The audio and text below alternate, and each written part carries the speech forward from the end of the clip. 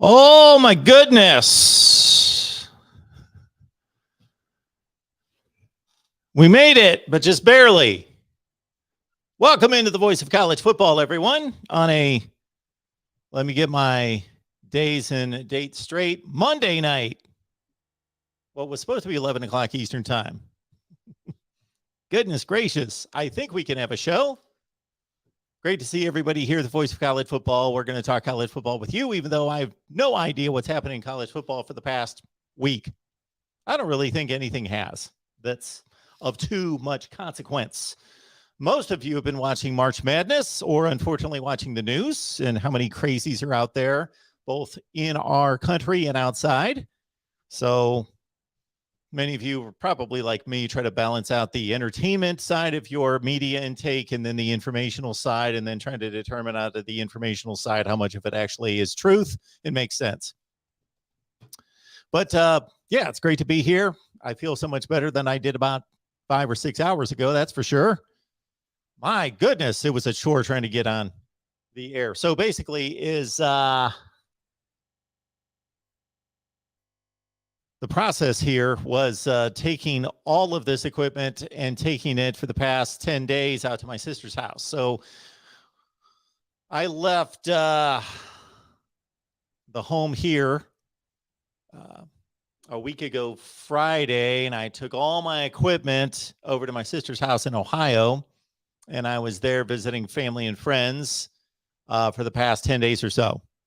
And so I set up there, and I got to say that once it hit about Wednesday, like I had the intent of doing full-blown content, generally full-blown content outside of, again, having fun, visiting friends last week. And it hit once I got through that marathon Wednesday of my typical shows of Oklahoma, Ohio State, Florida State, Miami, and Michigan on Wednesday. I pretty much shut it down, and I was like, you know what? What's the use?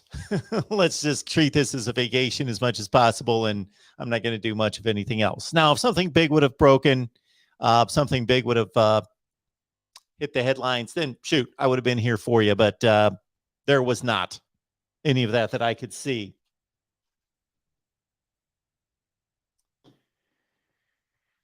And then, my goodness.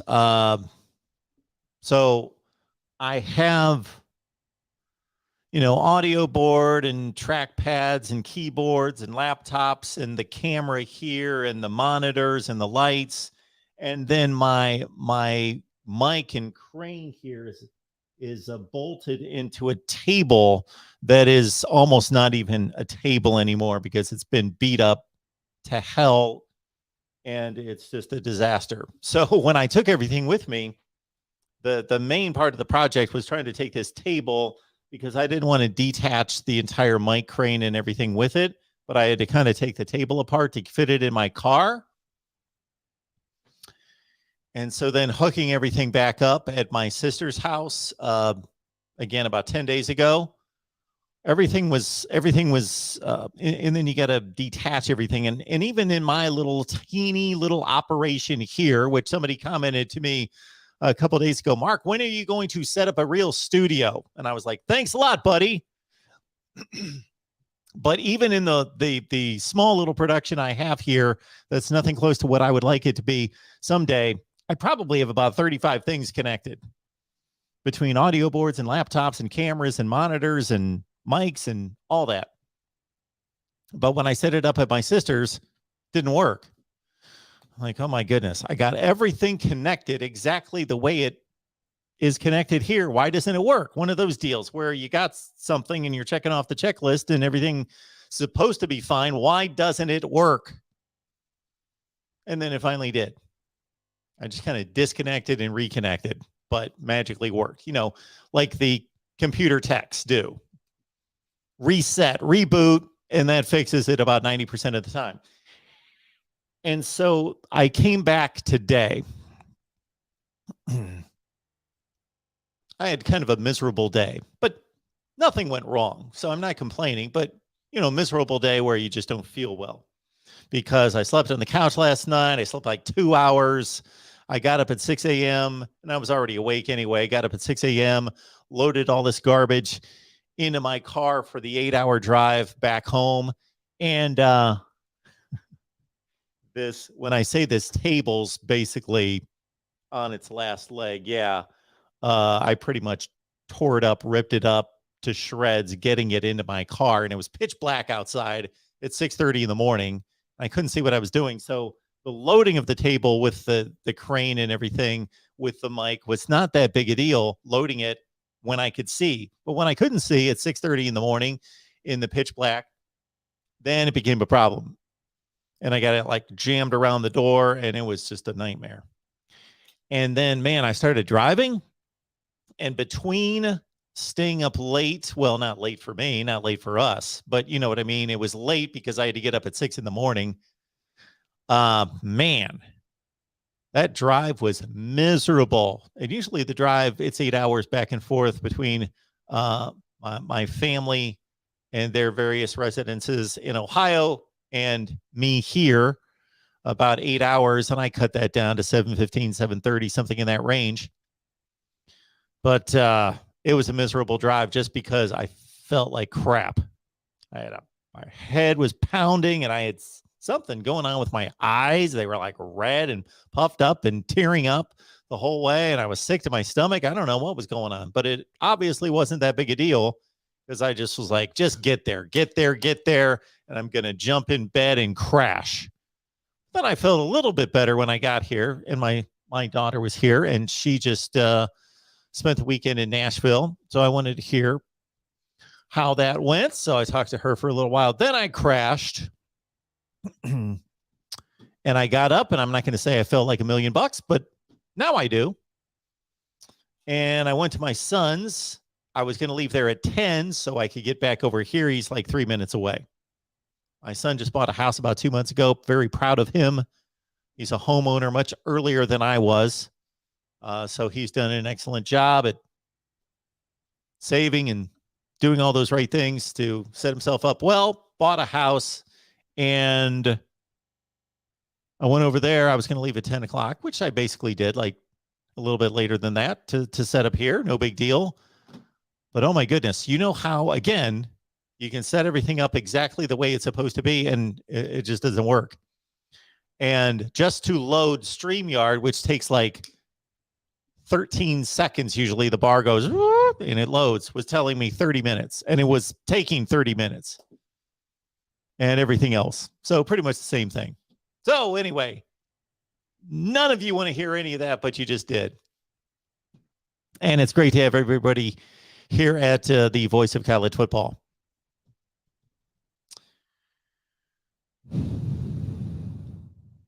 On the post that I sent to everyone, and there might be callers on the line, I don't know. We do have the call-in lines open. Oh, the call lines are packed.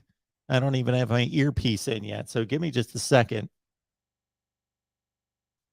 When I posted for tonight's show, I said, I'm back in town. I'm ready to roll. I am. I'm ready to roll. I'm ready to go. I'm ready to get this thing jump-started and really get this thing going. That means absolutely nothing to any of you. And I've got all these ideas in my brain, but I don't want to spill them out because we got to put together a plan. But this channel, our main channel here, I thank you all for the many kind comments that come in consistently to the main channel here in particular. Then we've got our 25 team channels. Some of them are somewhat on life support, but about 15 of them are going strong. But man, this was hitting me a number of times while I was on vacation. It was kind of wasn't really a vacation because number one, I worked. Number two, God bless my mom. It was great to have some one-on-one time with my 92-year-old mom. But anyway, we had a great time and so forth. And I got to see many of my friends and hang out with them and not really watch March Madness, like have it on TVs, but not pay any attention. So don't ask me anything about March Madness. I really know. I think I basically know who's won the games, but I've not watched anything except for our one Notre Dame, our defunct Didn't work. Good idea, DeBreal MVP. DeBreal MVP, if you're watching, excellent idea. I didn't execute it well or just didn't get the response, of course. So our Notre Dame channel is only 25 subs, something like that, 25 subs away from 1,000. So DeBreal MVP had a good idea, which actually lined up with an idea that I was generally thinking, okay, college football, that's all we do. We don't mess with any other sport. Yes, but if it's the Super Bowl, nothing's going on with college football, shoot.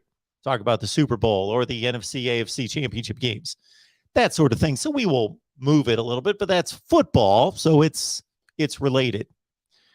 And yes, I would love to clone myself and have an NFL channel anyway. But when it comes to college basketball, for as much as I used to like it, watched it, and was immersed in it, I don't know anything about it. Don't really care. But I thought, okay, nobody's watching these college football videos, and nobody's thinking about college football. And so maybe I take advantage of the audiences that love college football, all of you that are going to take a time out of even the most ardent college football fans that most of you are, that just live, breathe, eat, live, die, all those cliches, college football, that even during March Madness, you're like, college football, well, I don't need to know anything, nothing's going on. I'm going to watch March Madness. So maybe we are running a business here, need to take advantage of that. So we did a Notre Dame live stream during the Notre Dame Rutgers play-in game. And I got to say, man, I appreciate everybody that jumped online. We probably topped out at about 50 or 60 people watching, something like that. But people did not subscribe to the Notre Dame channel. That's why we were on. So that was my big splurge of March Madness, was watching the play-in game between Notre Dame and Rutgers. There were probably 5 other times that I either hanging out with mom and her going to bed, I flipped on the games, or a number of times at my buddy's house, 2 different buddies' houses, we flipped on the games, but we didn't pay attention. We started to pay attention like, oh, Michigan, Tennessee's on. Actually, that was on at the Rockneys. I was out with my friend. And the Michigan-Tennessee game was close, and it was down the stretch. And, man, I see that. And from being a 45-year sports fan, I think my initial reaction is Michigan 72, Tennessee 70, 3 minutes left, or whatever the score was. Man, I can't wait to see the last 3 minutes. But then within like 4 seconds, I'm talking to my friend. We're not paying attention. And that's been my fill of March Madness, has been a lot of screens on around me, but I'm not paying attention, don't know what's going on. All right, but I appreciate everybody calling in. Let me catch this first call, and we'll get it jump started here. I was going to share some more of my life experiences, but apparently you guys, because I don't have any college football topics, I see that Emory Jones of Florida, I did want to rant on Emory Jones a little bit. I do see that he finally decided after 3 months of back and forth that he is going into the transfer portal. And I do see that Tennessee got one of the top quarterbacks in the 2023 class committed. That's pretty much it.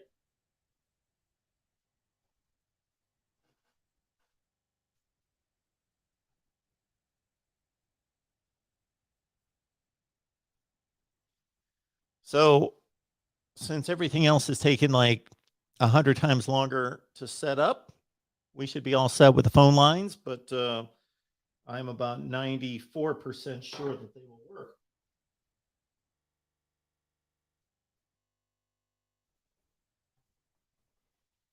I had a number of people this week, which this happens often, and I appreciate the compliment that people say, ESPN's going to see you, which, by the way, I was there for 19 years, and they didn't see me then. So, yeah, don't get me started on that place. It's a debacle. It's a disaster. But anyway, it's a clown show is what it is, despite a lot of great people working there. But anyway, they make a comment about me going to work for some media company, which, when I was setting all this up and it wasn't working, that went through my mind. Like, yeah, this is the kind of stuff you don't need to worry about if you're Joel Klatt, Josh Pate, or somebody like that, because you don't have to worry about You get your paycheck. You don't have to worry about, I made $3,000 last month, but I'm only making $1,800 next month, and I hope I make $10,000 in a couple months or whatever, because you know what your paycheck is, and you don't have to worry with soundboards and cameras, and you don't have to market anything. You don't have to do. You just need to know college football. That's all you need to do. Just know college football and open your mouth and talk. So every once in a while, I think, it would be nice if somebody came by and offered me 6, preferably 7 figures. That would be great. But you know what? That's only about 1% of me thinks that. Then the other 99% thinks, no, that I want to do it like this. I want to have control. I want to be able to say whatever I want to say, whenever I want to say it. So we like the path that we're on, and we appreciate all of you being here. First call here on our topic-less show here at the Voice of College Football. Who's kicking off tonight? Oh, DeAndre, give me a second. Hey, hang on just a second. Everybody needs to hear you.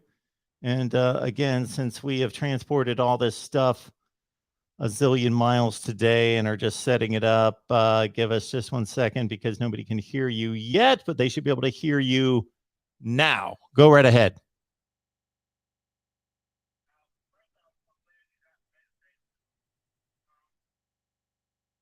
I'll be up here long, come at work.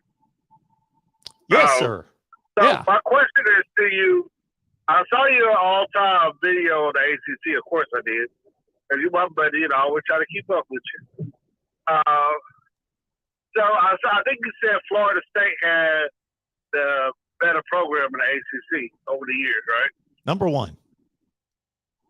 Since they've joined. So let me ask you a question. In the history of the entire ACC, I said that Clemson has the best program. If you take it all the way back to day one, right. 1953, Clemson. But I don't think it's even close. Florida State's number 1 since they've been part of the ACC. I'm about to address that with you. Okay. So my question is this: Florida State started playing football, 1957? When Florida State started playing football? Yeah, 1957, right? 1957? Florida State was playing football way before that, weren't they? Huh. Let me look at that. It was a girls' school at first, right? Well, keep going. We'll verify that. Okay, so I'll go ahead and get off in a few minutes. But my question to you is this. Since Clemson was probably playing football 50 years longer than Florida State, wouldn't Clemson have more chances to collect more losses? And the second question of this is also, I think I heard Dabo say this. Dabo said outside of the academies in A&M, Clemson has had more people fighting World War II than any other college. So how did that affect the program in the 40s? If you're going to look at Clemson versus Georgia Tech goes on this long winter streak versus Clemson. That's why they are so separated from that time period, because a lot of Clemson players wasn't at school at that time. So how does that affect? I know you can't calculate everything, and we already talked about the black players and stuff like that. But I was just wondering, how do those two factors affect Clemson winning percentage over the years? Does that have a factor in it? I might have to listen to your answer offline. Okay. I think I got all that. Go ahead. I'm ready for it. Well, the first point is, I'll start with your last point, which would be that Clemson, apparently, according to Dabo Swinney, had more players drafted into the military during World War II. Yeah, for college. Okay. Now, outside of the academy, that's they do. Okay. Well, that would obviously affect the football team if the players aren't there to play. If they're off fighting a war, then yeah. But we can't. I don't know how to calculate that. It can't be. But we also, what was their record during that time? So do we see a program that's going 9-1 every year, and then all of a sudden during World War II they're going 1-9, and then all of a sudden they go 9-1 when everybody comes back and they can like I don't know what the impact on the program was. So that's number one. Number two would be, so you said Clemson was around longer than Florida State, therefore they accumulated more losses, but they also accumulated more wins. I went by winning percentage. I didn't go, I don't like all-time wins. All-time wins benefits Michigan, so maybe that's an automatic.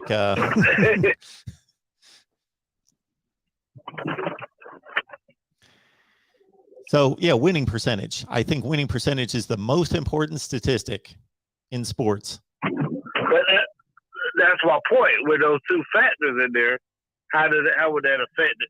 But I didn't call you back, Mark. I'll let you.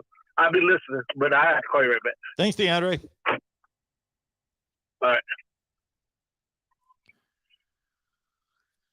Well, my goodness, if we're going to delve into rosters during World War II to try to determine whether teams that went 4-5 could have gone 6-3, obviously that's ridiculousness.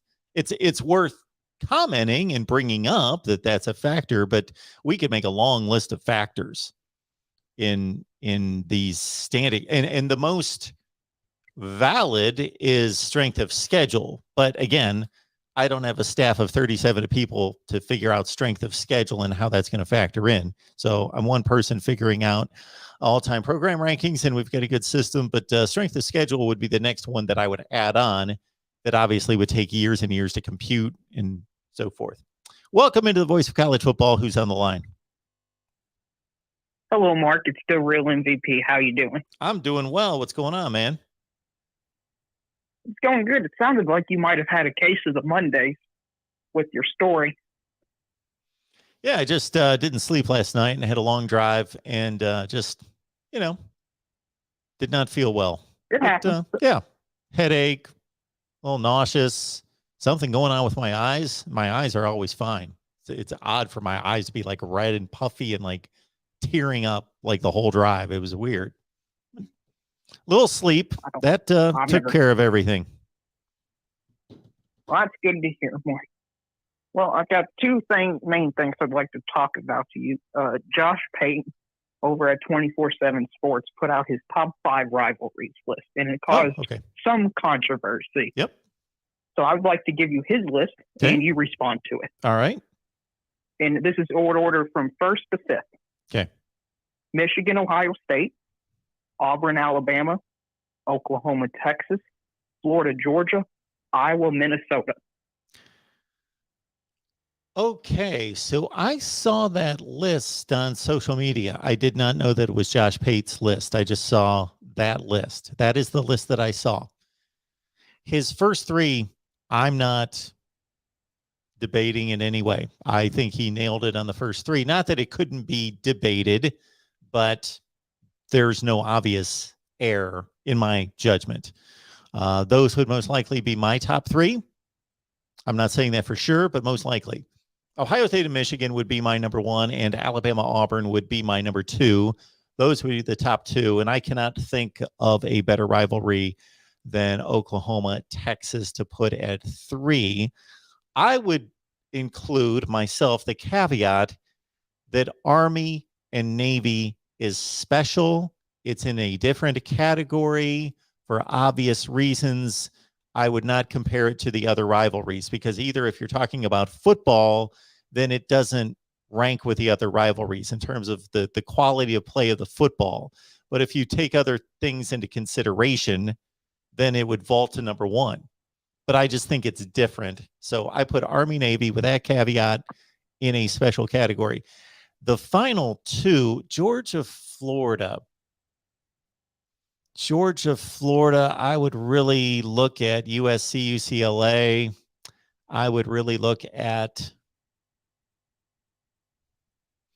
see, when you say Georgia, Florida, I don't know that that's any more relevant than, say, Georgia, Auburn, or some other SEC rivalries. Georgia, Florida, yeah. I got to go with Miami and Florida State and USC, UCLA above that rivalry. And then the Iowa, Minnesota, that one's curious to me. I wouldn't even put that in the top 10. Right. I don't know where that came from. They have a rivalry. Yes, but Iowa has like those two teams have like other rivalries that actually are more recognized. Minnesota, Wisconsin, that is more of Minnesota's rival than Minnesota and Iowa. You know, one of them that I think should at least get some mention that's under the radar is USC Notre Dame. Well, sure. That was a great rivalry back in the day. And I'm not sure if you saw the news for today, but Tennessee, for once, they got a good player, a 5-star quarterback whose name I'm not even going to try to pronounce because it's a ridiculously hard name. I'll try. I did mention that off the top. I did not say his name. I just knew that they picked up a quarterback. But the controversy is that he reportedly got an $8 million NIL deal to go with it. So I would like your thoughts on that. That's my basic thought. I'm going to go back to the premise that I made a long, long time ago at the outset of NIL and that I repeat from time to time. And I don't know that we can get back to the starting blocks now. And this is one of the big reasons why this was screwed up from the beginning, to just open the floodgates, let it flow, and then try to pull it back and regulate it. Is that I understand that maybe the regulations would have been a little quirky, odd, not exhaustive, not detailed, not applicable out of the gate because you were dealing with something that was theory at the time, but at least start with some regulations that could be adjusted. I do not like the idea of high school athletes signing an NIL deal and that being the sole driver of their college decision. So I'm never going to like that. I would ban it. Now that doesn't keep people from cheating, but if you catch 1 out of 10, just like the people breaking the speed limit on the highway, just like in the old days of NCAA violations that we're more familiar with, paying players, fixing grades. Well, who knows how many people cheated? We don't know that. We don't know who cheated, but we know who got caught. So whether that was half or 1% or 10% or something, at least there was the possibility out there that, okay, we've got a good system in place and people are cheating and somebody's going to get caught. Maybe not enough, but somebody's going to get caught. So I would make this similar to the restriction that collegiate athletes cannot sign or be in contact with an agent. I would not allow high school student athletes to be in contact with NIL suitors until they've enrolled in college. Otherwise, that would be an NCAA violation, and they would be suspended for a year. Seems reasonable. Seems very reasonable. So I know last stream, Mark, you had your NCAA bracket based on football games. Yes, we'll have to finish that up. You had, huh?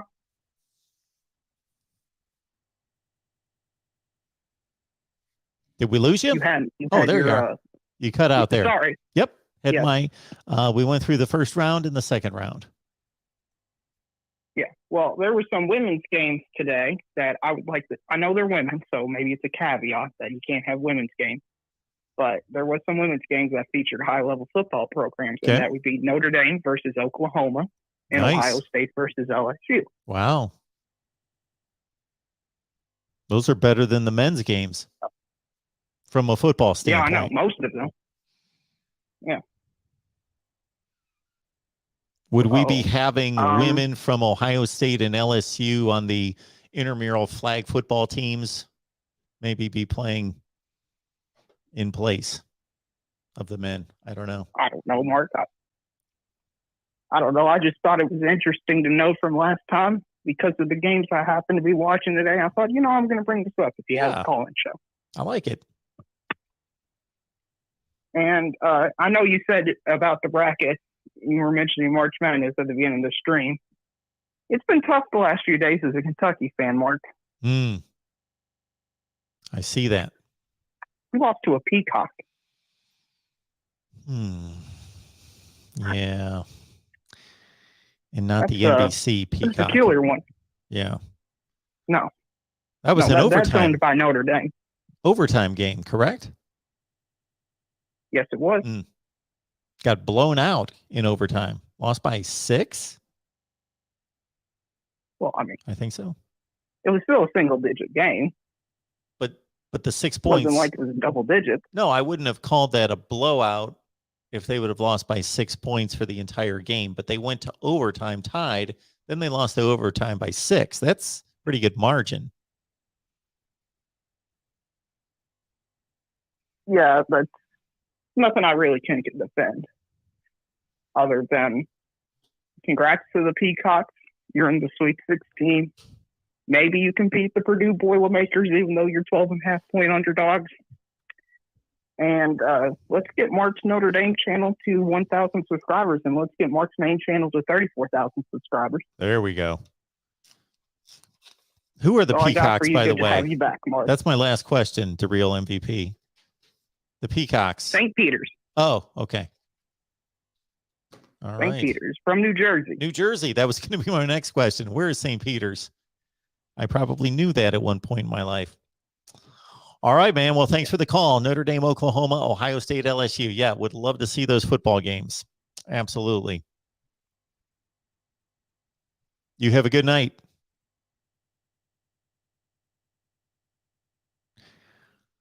All right, let's keep it rolling here. The voice of college football. And first super chat of the night, super sticker. Thank you, Falcon Rex.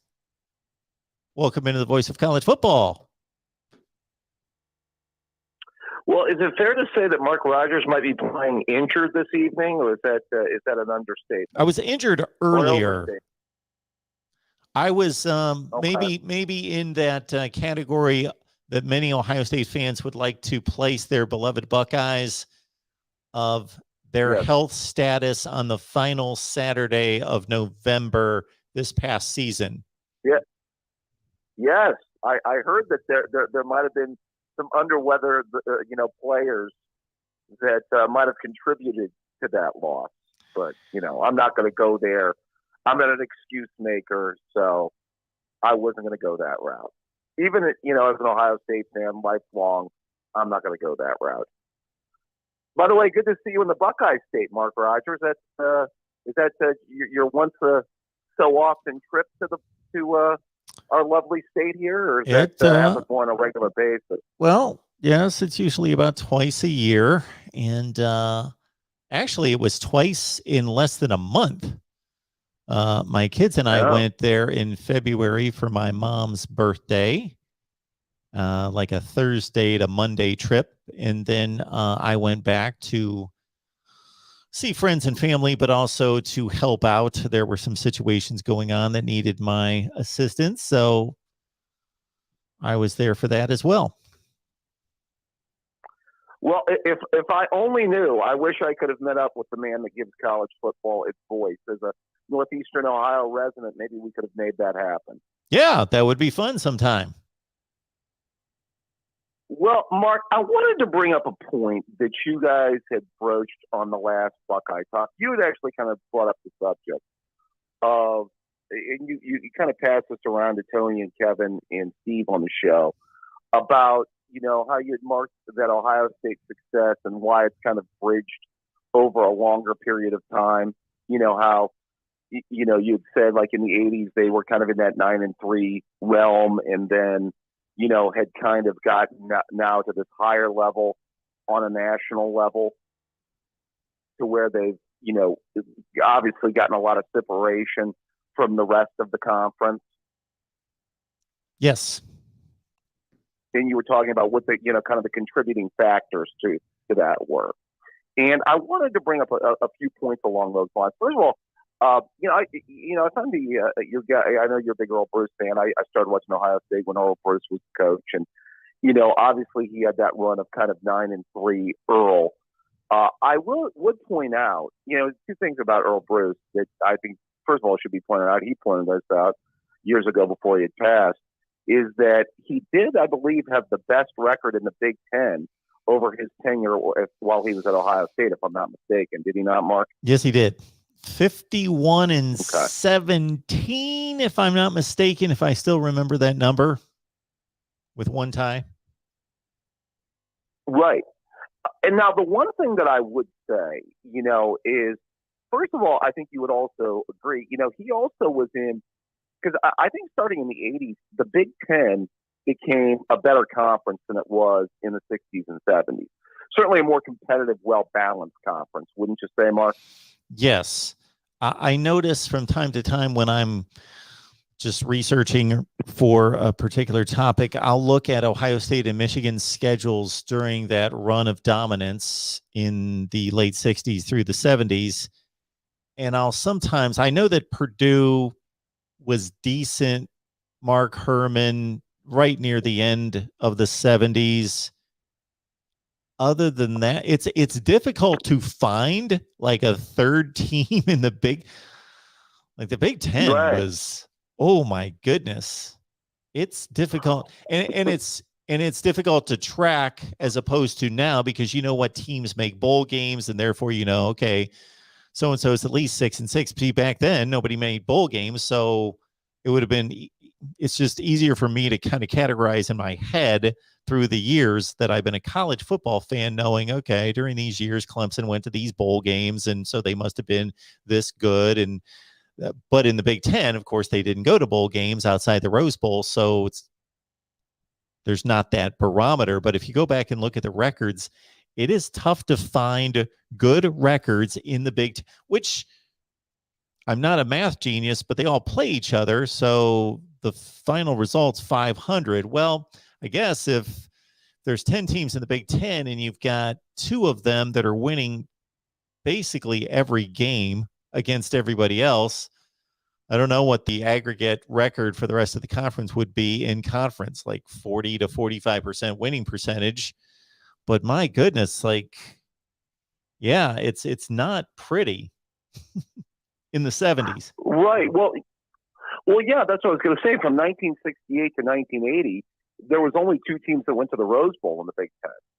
I mean, we went 7 times, and Michigan went 6 times over that 13-year window. Yep. By the way, the team that broke that streak in 1981 was who, Mark? The Iowa Hawkeyes. That's right. Who then lost the Rose Bowl 28-0 to Washington. Right. Yeah. Hayden Fry went 3 times and lost all 3 times. But Iowa started to come up as a program. Illinois had that run of quarterbacks, where, with Trudeau and Eason and Jeff George and all those guys. And then, Michigan State had their dream season of 87 with Perlis. So the conference did become a lot better and a lot more balanced. Even Indiana got better. I actually think that the Big Ten may have even peaked in the 90s after it added Penn State, when, you really had, especially that I would say from 94 to 98, the Big Ten, I think now if we'd have had that SEC Big Ten debate in the 90s, I think we would have been on a lot more solid ground on having that debate over that period of time. Wouldn't you say? For sure. I was working in SEC country for most of the 90s, and I would have that debate, and it was a solid debate, and I felt most of the time well-equipped. 1998 stands out in particular. There were bowl games, as there always were, but I just remember the Big Ten in particular having a strong season, and they had a sweep of the SEC that year. Right. Well, yeah, 98, that was, they went undefeated in bowl games that year. And I would argue from 98 to 94 to 98, the Big Ten should have won more than the one shared national title that Michigan got, because Penn State probably got the shaft in 94 with an undefeated team. And Ohio State actually helped Florida to win the national championship in 1996. Because remember, they had to beat Arizona State in that Rose Bowl, which helped them to get a share that year. Well, I would argue Right. a three-way national championship in 1996. That's how I view it. Yeah. Well, yeah, I mean, I think you could make a case of Florida, and you've done the Florida-Ohio State thing on your national title debate, from '96, and I'd still argue to this day. I love to see Ohio State play Tennessee in '98, but that's also a discussion that we could go down that road too. So yeah, I mean, I think that the Big Ten over that period of time, I think it was a lot closer debate over that period of time, probably maybe into the early 2000s. But the one thing that I was going to say, Mark, is you mentioned the hell wagon about, where did Ohio State kind of get this starting point of, this probably the program. And as much as and you had said that you thought Jim Tressel might have been the most important hire at Ohio State, I hate to admit this, but really maybe the starting point might have been John Cooper in the mid-90s. True. Because, I mean, the first year they really I ever saw Ohio State contend for a national title was 1995. Yeah. Depending on what you consider contention, I would agree with that. Maybe 93. Right, but I think they were on more, because they were number 2, I think, in '95, and they were undefeated going into the last game against Michigan before, unfortunately, they got Biaka Batuka, as I'd like to call it. But and then obviously had 2 other teams. And the one thing you'll say about the Tressel team, where he won the national title, and I didn't even realize it until they said it, but a majority of the players on that 02 team were recruited by who? Sure, Cooper. Yeah, by John Cooper. That's right. So as much as we scorn him for all his bad losses, he did build it to a pretty high level, especially in that 93 to about 98 range, which was his best run. Oh, sure. So it was just a thought on kind of, where you were kind of starting of like where the ascension kind of started to happen at. So.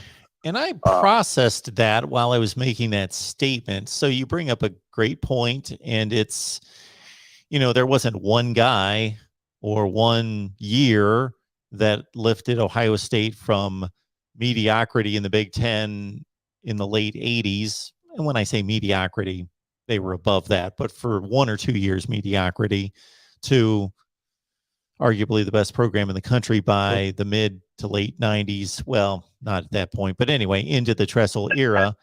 So yeah, I just threw out Tressel, but yeah, John Cooper, from a recruiting standpoint, certainly got things rolling. John Cooper, I don't know how many coaches you could say this about. If you change 1 to 3 results he coached about 150 games at Ohio State, and if you change 1 to 3 results, the narrative on his career is completely flipped. Sure, and it's probably 3 games that always come to mind: the 2 losses in '95 and '96 to who, and then a blown 15-point lead to Michigan State in '98 would be the 3 games that come to mind right away. And of course, if could say 1, and then if he completes it with a bowl win and wins a national championship, it would just be 1 game. And you win a national championship, you're a different coach. You're perceived to be completely different. Yeah. That's one thing I always wondered with him. Had he have won that title in '98, I always wonder how much more time that would have bought him as a coach. Sure. Yeah, it was an interesting thought, because Philip Fulmer won the national title that year, and then Tennessee kind of slipped, I won't say into mediocrity, but they never contended again, and he still stayed at Tennessee for another 10 years.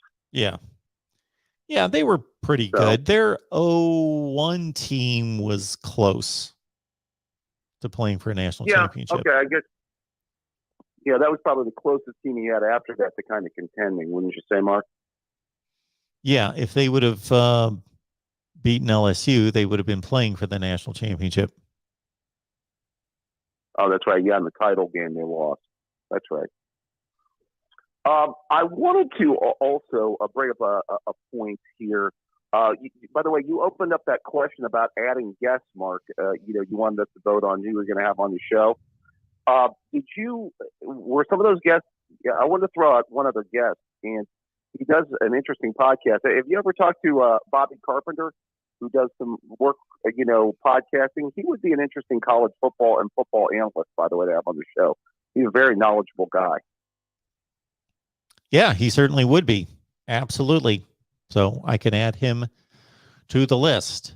But the one thing that I'm expecting most people to miss about the post that I dropped there is, so with 90% of the people that I reach out to on 247 Sports or Bleacher Report in the past or SB Nation or whatever, I get a positive response. 90% of the people. But of course, if you're going to raise that a level to the Joel Klatts and the Kirk Herbstreits of the world, well, how many people tweet at them in a day? So if I tweet at them and I've got no other opportunity or no other path to flag them down, then what I need is for the people that want Joel Klatt or Kirk Herbstreit or fill in the blank to be on this show, then they need to support my request. That's what would move the needle.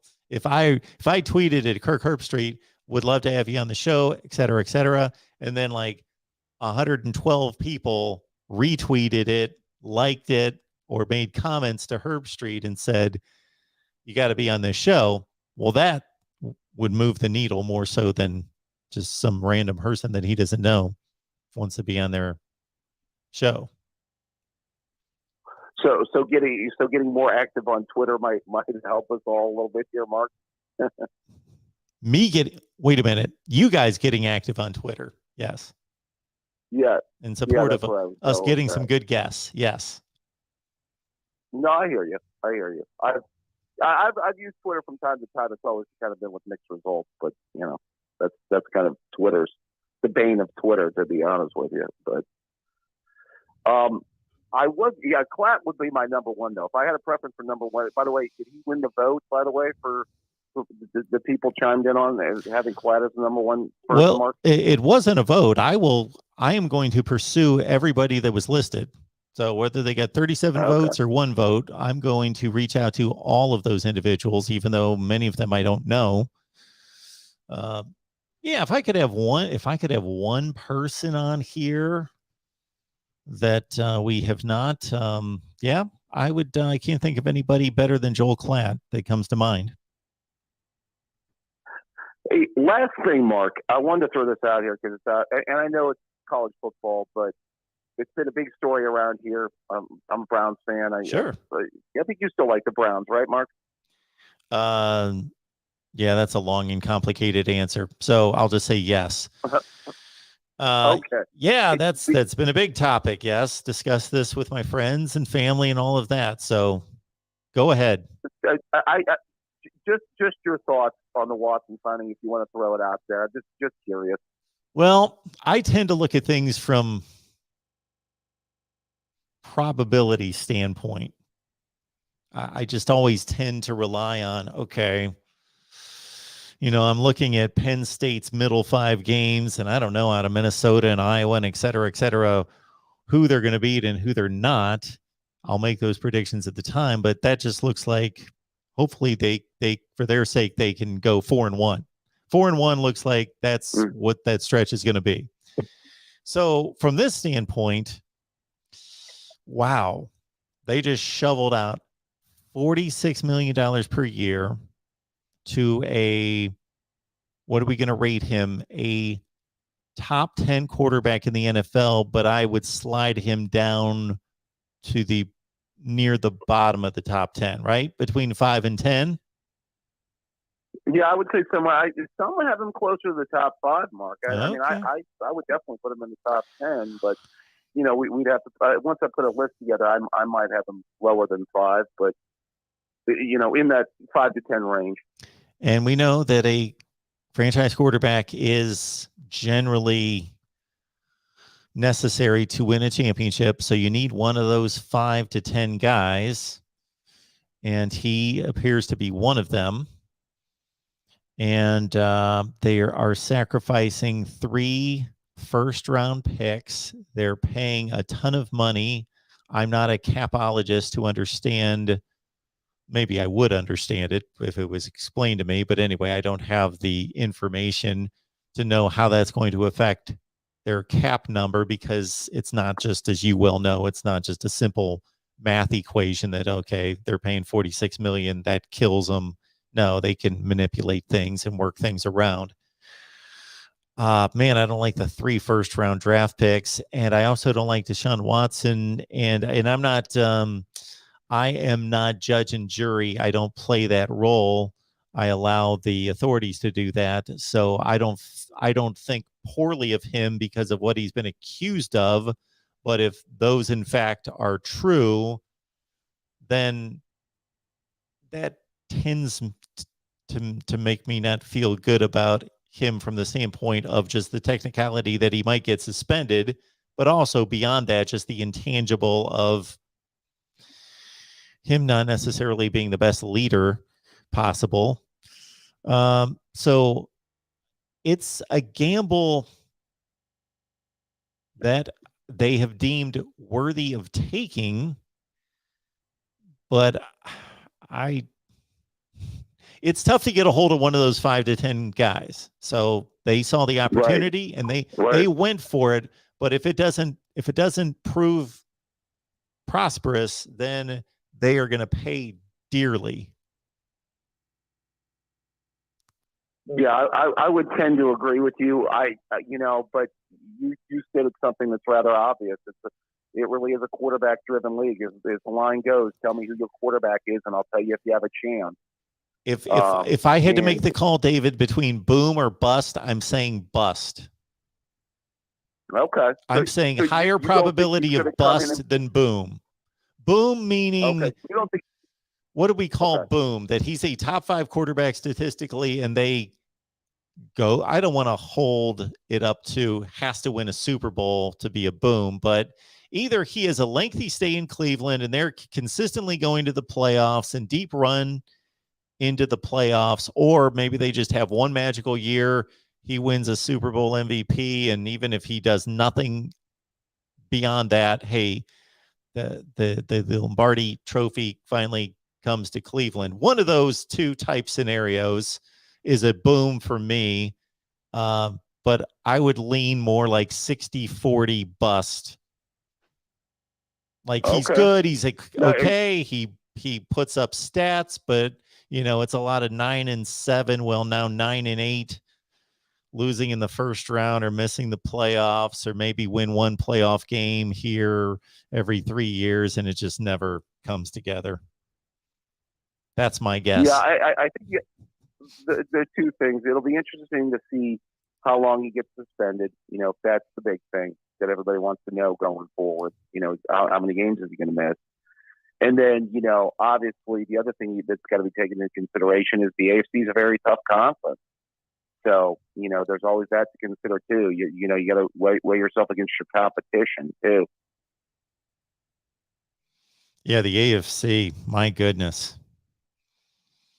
Russell Wilson, Lamar Jackson, Deshaun Watson. Oh, Patrick Mahomes and Josh Allen. And yeah, the quarterback list in the AFC is stacked. Oh, yeah. Justin Herbert. Yep. Yeah, it's not going to make things easy. Well, anyway, Mark, I just wanted to get your feelings on that one way or another, and it's always good to talk either college football or pro football with the man that gives college football its voice. Have a good evening now. Thank you, David. I appreciate it. All right. I see a lot of interesting, funny, and amusing comments there in the chat that I'd like to get to, but we'll keep rolling with the calls here because people are waiting. Welcome into the Voice of College Football. Who's on the line? Hey, Mark, it's the fake MVP. How are you? Okay, you're the fake one. Do you say the fake or is it the fake? It's D-A. D is in dog, Yeah. A is in Okay. aardvark. Just want to make sure Yeah. you were on with the slang. Good. No, fake. I'm definitely. This is Corey. You're Iowa guy. As you know, Mark, I like. Oh my goodness! I didn't even recognize your voice. That was well done. Not that you were trying to stump me, but I'm just kind of blindly taking calls and not thinking, okay, who's calling me that I may know? No. So we got Corey here, the fake MVP. Okay. 100%, 100% the fake MVP. Yes. I know we're going to have a show tomorrow, so as always, whenever I play the fan here, Mark, I won't take much of your time, but I did want to kind of maybe do a little sneak preview for our show tomorrow. You brought up Emory Jones at the outset of your show. I would like to get your take on, not just from an Iowa perspective, but your take on him in general, because I know it's kind of seemed like a wishy-washy thing, him entering the portal and then exiting the portal and then practicing a few times here this spring and then re-entering the portal. So obviously, my interest as an Iowa guy, not that it really matters, but what are your thoughts on Emory Jones from a college football in general standpoint? Emory Jones is an athlete who has some quarterback skills, but he's more athlete than quarterback.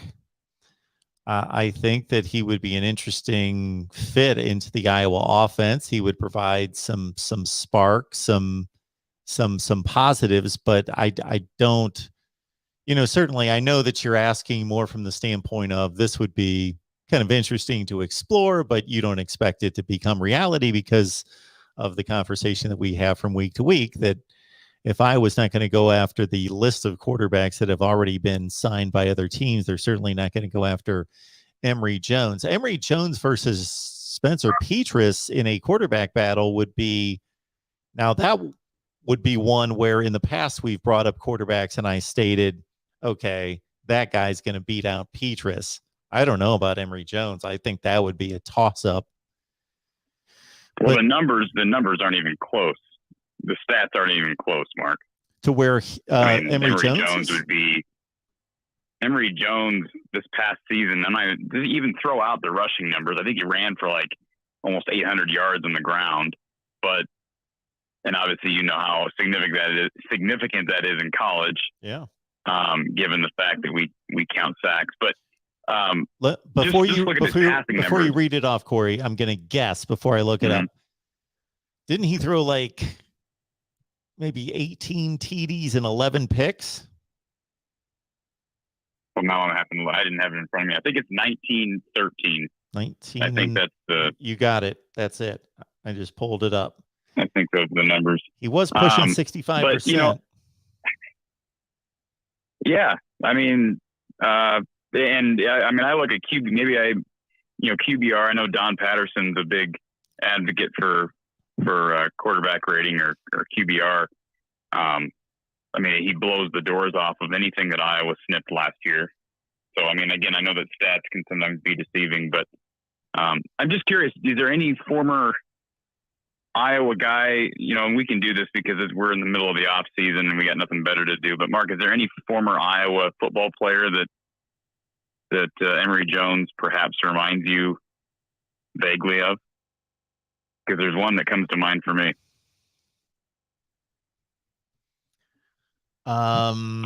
Okay. From the mobility standpoint at that position, Brad Banks is the obvious choice. But from the standpoint, I would like to see their stature. I think he's a bigger guy than Brad Banks. Yeah, he is. He's taller. They're about, I think I looked up Brad's weight the other day and they're about the same weight, but you're right. Emory's a bit taller. But as far as mobility, like I said, the guy ran for 800 yards. Obviously against pretty good competition. So, but you're right. I guess the only reason I bring up the comparison to Brad Banks is he's one of the only. And I know that was really early in the Kirk Ferentz era, but that's really the one example of Kirk going out of his comfort zone at that position. But so I guess if you're wanting to be an optimistic Iowa fan, perhaps that would be, perhaps Kirk would draw some parallels there as well. I doubt it. And again, I'm just grasping at straws here. But the other thing I wanted to mention to you, Mark, and again, we can talk more about this tomorrow, but that top 5 rivalry list from Josh Pate. Yeah. And I saw that about a week ago. I'm glad that the caller earlier brought that up, because that might be the most ridiculous. And I like Josh Pate. I know you've had him on the show, and he's a great college football guy. That might be the most ridiculous thing I've ever seen in my life. Minnesota is not even Iowa's biggest rival. Iowa's not Minnesota's biggest rival. There you go. Now, I will say this. That's what I stated. I will say this. We've never really talked about it. Do you know the history of the Floyd Rosedale Trophy? I have heard it, but you are going to update me, because it's one of many things that I've forgotten. Well, I won't. Like I said, I promised that I'd be brief, so I won't bore you with the details, and you may be interested in looking it up later. But you remember a guy named Ozzy Simmons, one of the first, I think he was one of the first Black All-American players. But basically, the rivalry, there's a lot of kind of racism around the rivalry, actually, and it started back in the 30s. But it's a really fascinating story. It's it's one of the more historic. If Pate had said, one of the historically, I don't know, significant rivalries, I'm trying to think of a different way to couch it, but certainly not best rivalries. I'd certainly say Iowa State is still a much bigger or a better rivalry. And but again, I'm also not of the older generation, so I'm sure some of the older fans would disagree with that. But I just wanted to say, no, that's ridiculous. And I'd even put a couple. I'd put like you said, the Axe rivalry. I'd put that ahead of the Floyd Rosedale, definitely. So.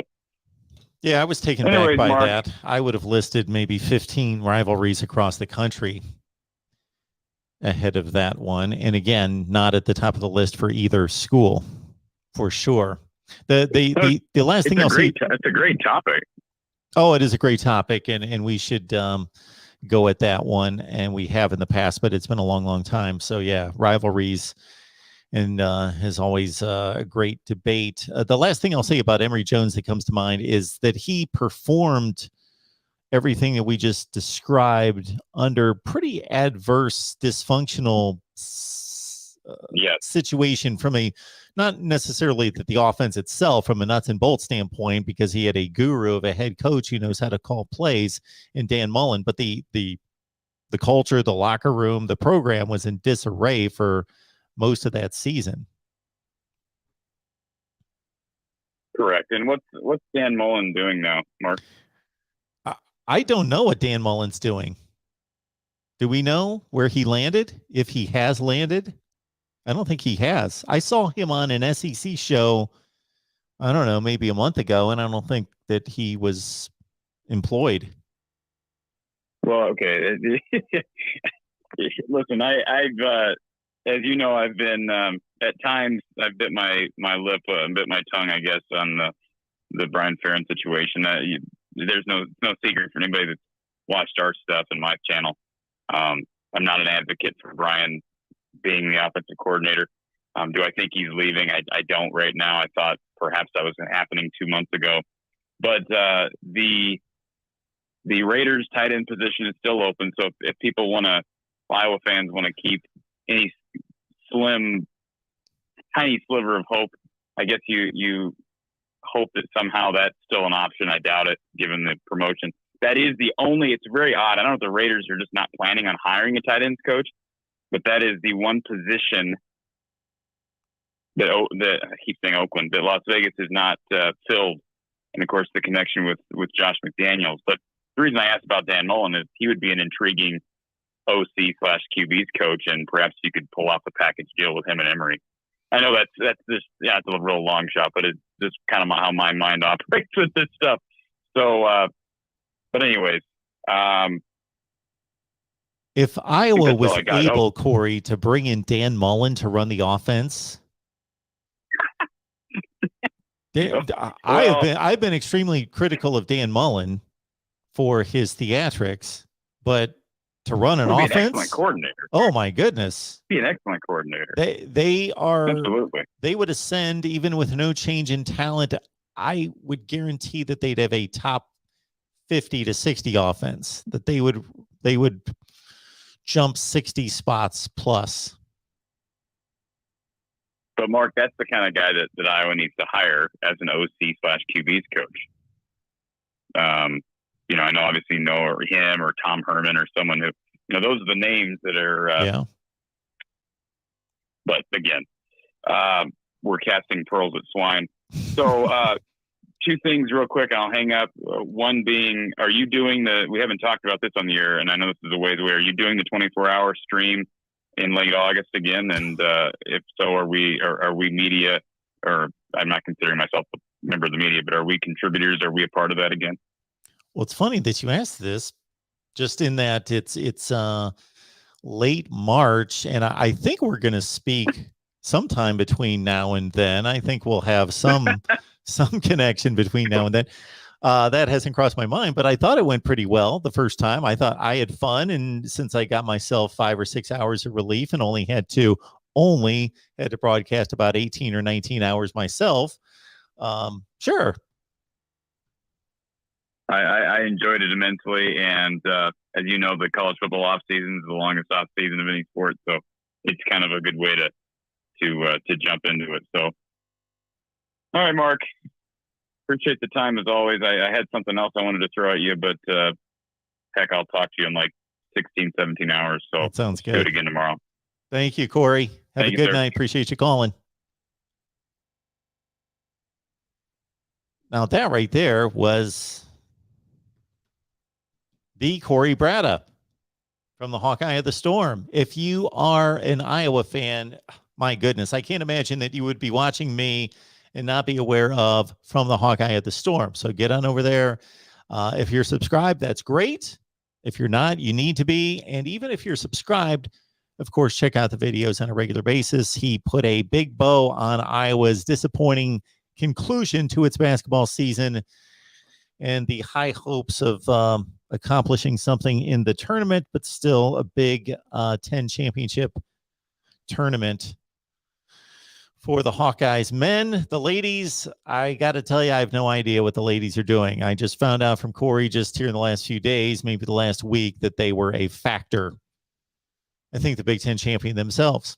But then, of course, now we plunge straight into spring football on the Iowa side. And of course, Corey and I join forces every Tuesday night at 5:30 Eastern, 4:30 where it counts in Iowa City for Hawkeyes Talk over on the Iowa channel. Let's take our next call here at the Voice of College Football. Who's on the line? Hey, Mark, it's DeAndre. How you doing? DeAndre, my goodness. Would you get some kind of alarm system going off there? Oh, yeah. I'm about that. I got you. Hey, but, back to what we were talking about earlier, and I'm not going to hold you long, because I got two other questions for you. What I was saying is, yeah, Florida State did have a football team in 1902, but, it did turn into a girls' school, so it was a period of time that they didn't play football. And I know you said we can't go back and look at what happened in the World War II era, but I was just bringing that up as a point because I'll bring this up. Army, that was their best period of football, was during that time period, during World War II, I believe. Yes. They haven't been able to sit that time period, and maybe that's because a lot of the players were soldiers and preparing for war. So I just brought that up. That was the stuff that I looked at when you were talking about all-time streaks, all-time winning percentage. Is that I don't think Miami has been playing football as long as Clemson has.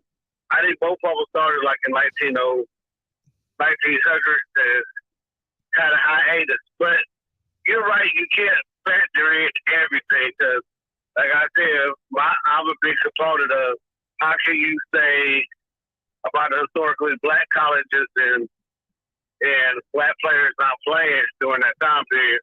How can that really be legit in some cases? But I'm going to let that go because I want to ask you a couple other questions. Well, so, can I comment on that real quick? Go ahead, Mark. Okay. So I wasn't saying that what you brought up was not valid. I think it's very valid. I thought it was interesting to note that if Dabo Swinney's correct, that Clemson contributed more players to the war effort and therefore lost more players during that time. I find that interesting. So I glad that you brought that to the table. And you're right. We just can work with the. What we try to do here, and I think you understand this, DeAndre. And again, thank you so much for the contribution tonight, as always. That what we try to do is we take all the numbers, and the numbers tell us most. The numbers tell us most of the story. If a football coach is winning 80% of his games and some other dude's winning 45% of his games, well, the first guy's probably the better coach, but that doesn't tell us everything. So we try to put the numbers to context and point things out and say, well, yeah, that happened, or that team won, but they lucked out here, and there. And, there's factors to talk about and discuss, put it into context. So that's why I enjoy the conversations with you. So yeah, I'll leave it at that. I had other things to say, but let's move on to your next point. Okay. So I was listening to you and, I love the guy, Jason, talking, about Cutney, the quarterback coming in. I think I said his name right. But I think Clemson fans are sleeping on DJ a little bit because the offensive line was terrible. We still played Georgia to a 3-3 tie if you take out the interception. Sure. I mean, Georgia won the game. But outside of Bama, we played Georgia better than anybody. And I know people will say, well, Daniels wasn't starting. Well, Daniels was starting, not the other guy, but I don't think there would have been much difference. I think people need to chill. Clemson fans need to chill with that because we don't know how the offensive line is going to perform. And the offensive line keeps performing terrible. You're not going to be able to.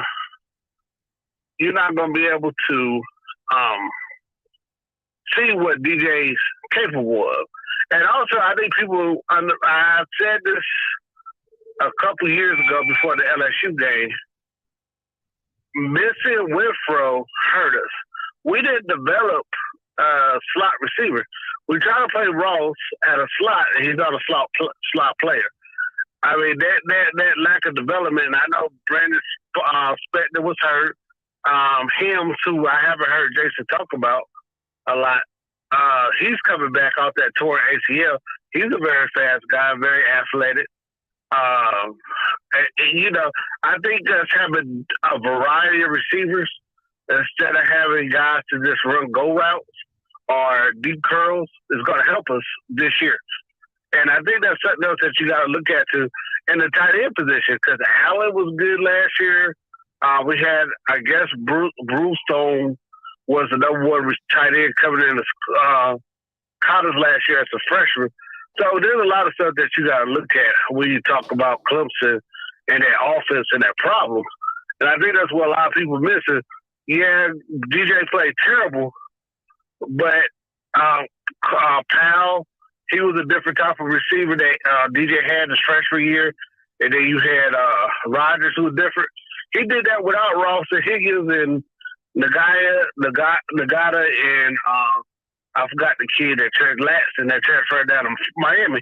He did that without them. So I think now that he has different types of receivers, and if they develop, that Clemson will be better because they had another slot receiver that was like the number one slot receiver out of Tampa.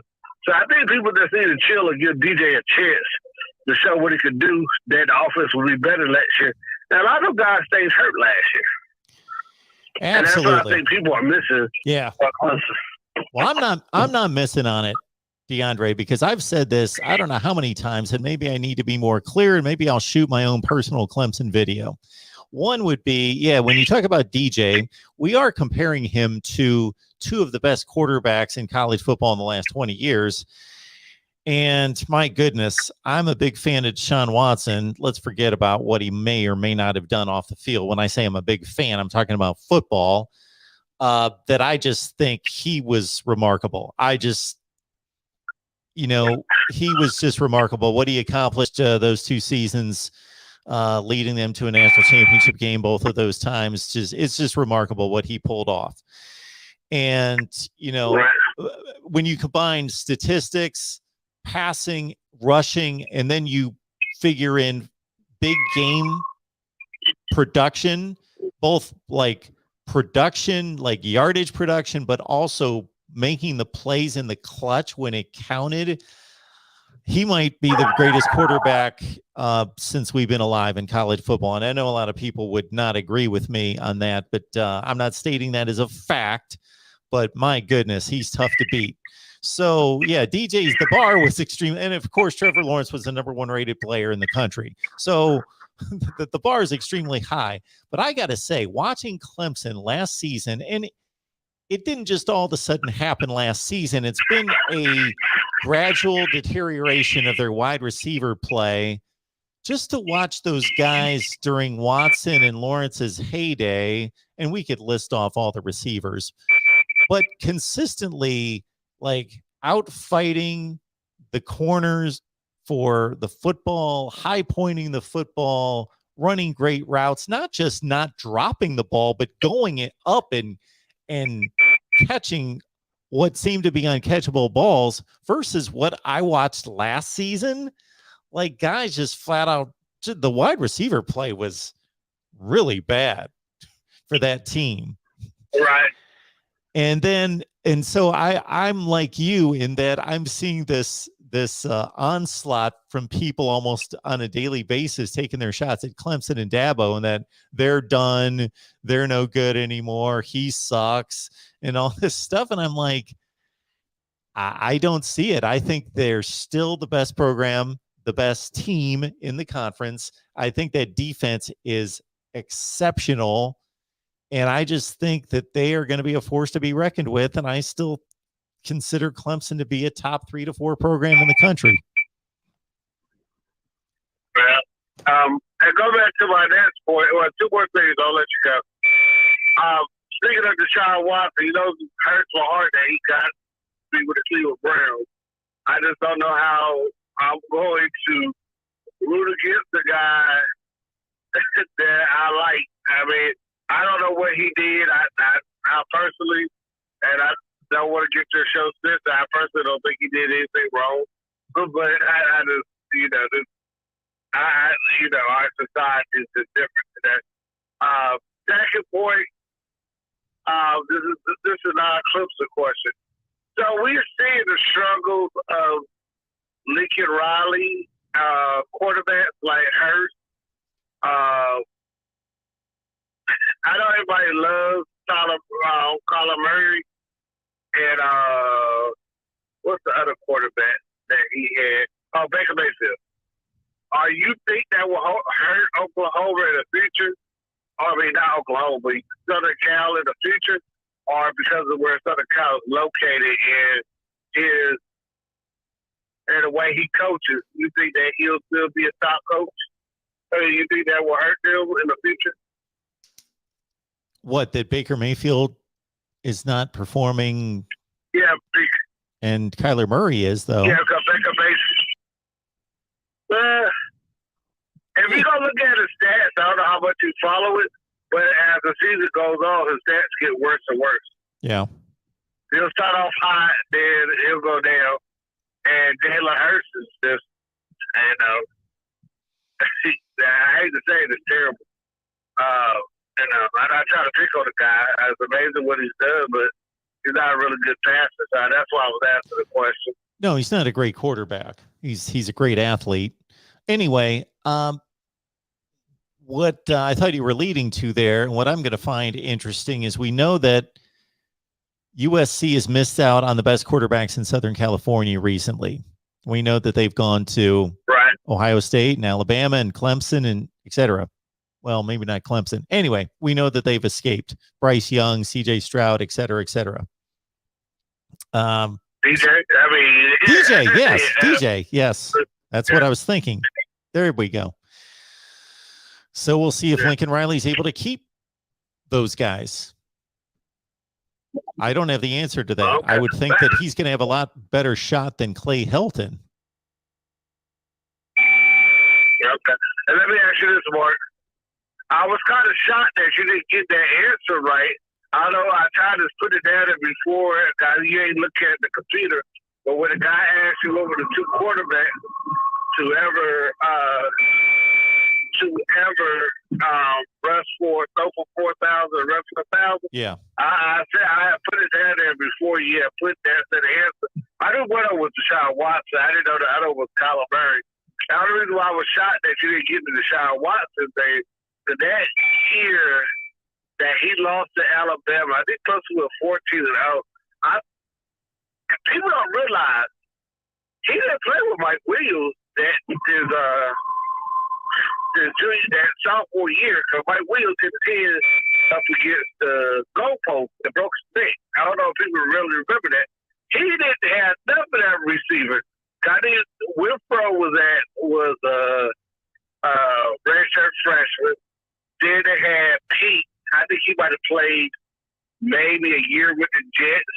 He didn't have nobody. Ray, I don't think it was Ray McCloud. It was the guy before Ray McCloud. And they built similar. It might have been Ray. Yeah, it was Ray. That's all he had at receiver that year.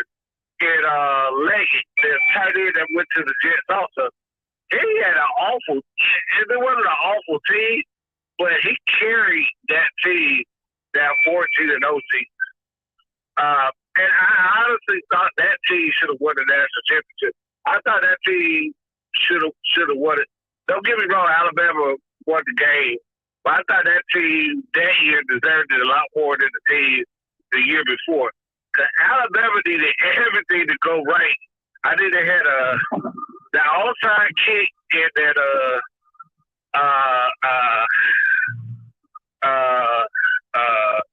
that kick return for a touchdown really killed Clemson.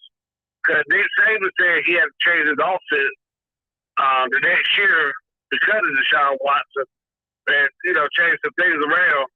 And Clemson really exposed Alabama that year. I mean, I know the next year Clemson came back and got Alabama, but that Clemson team that next year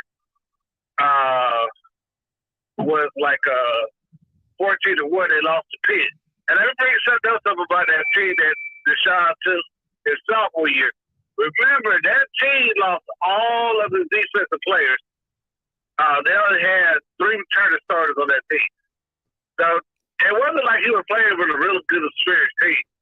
And they played a pretty good schedule that year. So I didn't play Notre Dame for their non-conference game that year, and somebody else. That team should have won it. And I think the next year, that next year, Alabama should have won it. Alabama was a better team. But, Deshaun got him a championship, and I hope everything works out for him. But, yeah, I would say Deshaun Watson. Him and Cam Newton is probably the 2 best college quarterbacks of all time. I know some people say, well, what about Tim Tebow? I mean, but we just said it, like 4,000 yards, 1,000-yard rushing. I think the next year he threw for 5,000 yards and 800 yards rushing. I mean, that's just amazing.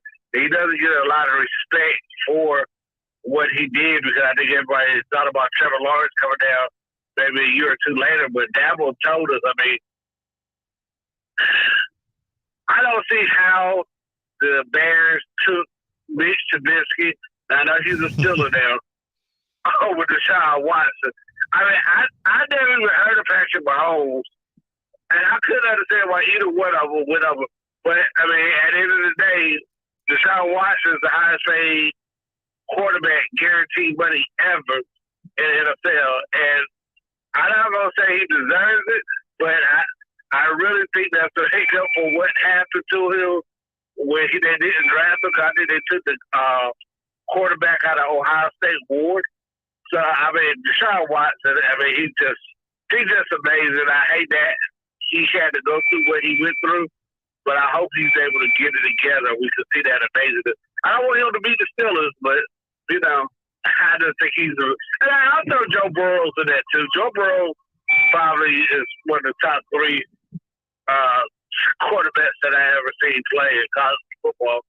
And there's so many, but those 3, I mean, they just, because I know you got to go, but Cam Newton, I can't tell you anybody else who's on the team. I saw them early that played defensive tackle and went to Detroit in the first round. I can't tell you anybody else on that team. I can't tell you. I know maybe the running back died, but he didn't. I think he transferred to Arkansas State, and that's about it. I can't tell you anybody else on that team. So, but Mark, you have a great night. I'm glad you got home safely, and thank you for accepting my call, and I'll be continuing to support. I appreciate it, DeAndre. Thank you so much for the call. Appreciate the conversation. Have a good one. You too. Well, yeah, when I was asked that question, what two quarterbacks had thrown for 4,000 yards and rushed for 1,000 yards in a season, I just figured I'd be able to figure it out, but I didn't. And now that one of the answers was Deshaun Watson, it surprised me that I didn't come up with it because I was on a rampage that season when Deshaun Watson did not win the Heisman Trophy in favor of Lamar Jackson, because I was a Deshaun Watson guy. I didn't think it was close. I'm not going to go into the particulars now, but I've posted videos at the time claiming Deshaun Watson's the best player in college football, should be the Heisman Trophy winner. Kyle, thank you so much for the Super Chat contribution. Appreciate that. A little gas money. Yes, that goes a little, not to the extent, of course, that it did a few weeks ago. But Kyle, thank you so much for that contribution. Very much appreciated. Tim's here in the house. So is Eric. Fight on, Voice of College Football and Football Fanatics. And Eric had posted here earlier. Yes. So I apologize for being late, whatever it was, 15 or 20 minutes, but you just wouldn't. Yeah, you would have had to have seen the scene. Basically, I set everything up, just things that load in like 13 seconds were taking 30 minutes and that sort of business. But it was a fiasco. If I wanted a video to go viral, I should have been taping myself this morning, putting my desk with my mic crane into my car in the dark. Because again, simple process when I put it in the car to begin the trip in daylight, because the whole desk and mic and all of it would not fit in the back seat until I took off one half of the desk, and then it slid in and kind of worked its way in there. Wasn't a big deal. But putting it in the dark and just assuming, since it was so easy, not easy, but it was okay the first time, that it would be okay the second, and really not paying much attention. I got this thing like the desk, you know how desks are, you go up and then over, like hooked around the door frame and the window, like to where I could not get it out. It was like jammed. Yeah.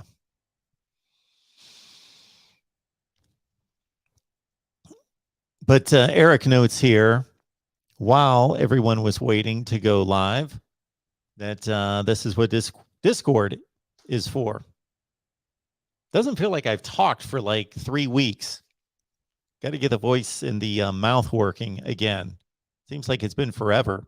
It's been since last Thursday. We did all our shows, our regular shows on Wednesday, and then Thursday we did our big Notre Dame Rutgers basketball live stream, watch party. That might be a first time and last time experiment. But in the meantime, Eric is reminding everyone about Discord here at the Voice of College Football. Go to Patreon, Patreon. I'll pull up the banner here in a second. Go to Patreon, search MarkRogersTV. I get you the link, and then bam. It's basically our live chat all the time. That's what it's going to be. That's what it will be when we get enough people on there. We've got about 50 folks on there right now. So join us on Discord. Go to Patreon, search MarkRogersTV, and sign up there, and I will get you the link. All right. Welcome into the Voice of College Football. Who's on the line? Hey, Mark. It's Michael. How you doing, sir? Michael, I'm doing well. How are you? Pretty good. How did it feel to talk to someone from the International Space Station? Where are you calling us from? No, I'm talking about that last caller. with all the beef.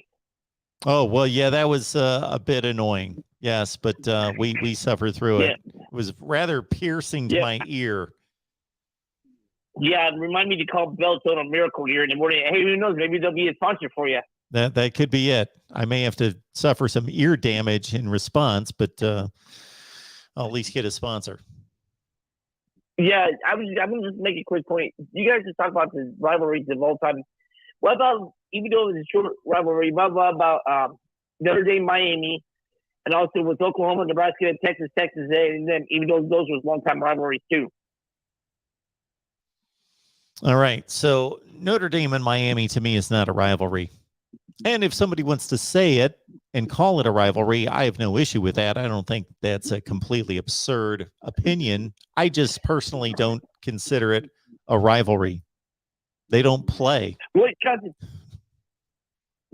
Okay. So what has it got to be, like a like a long time series or something, or what constitutes a rivalry in your opinion?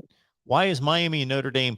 They became rivals because they were both extremely good and had notoriety at the same time for a brief period of time.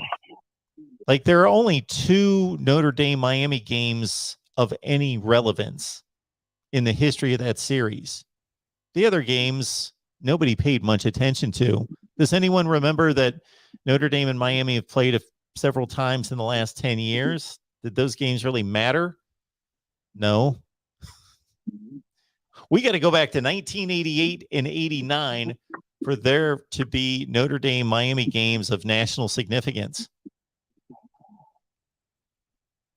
That was a long time ago. Yep. No, I was just wondering and stuff like that. But did you ever get a chance to cover that rivalry, or did you ever get a chance to cover any Notre Dame games back then in the 80s and stuff? Like, actually, when you say cover, actually going to the games? No, I did not. Yeah.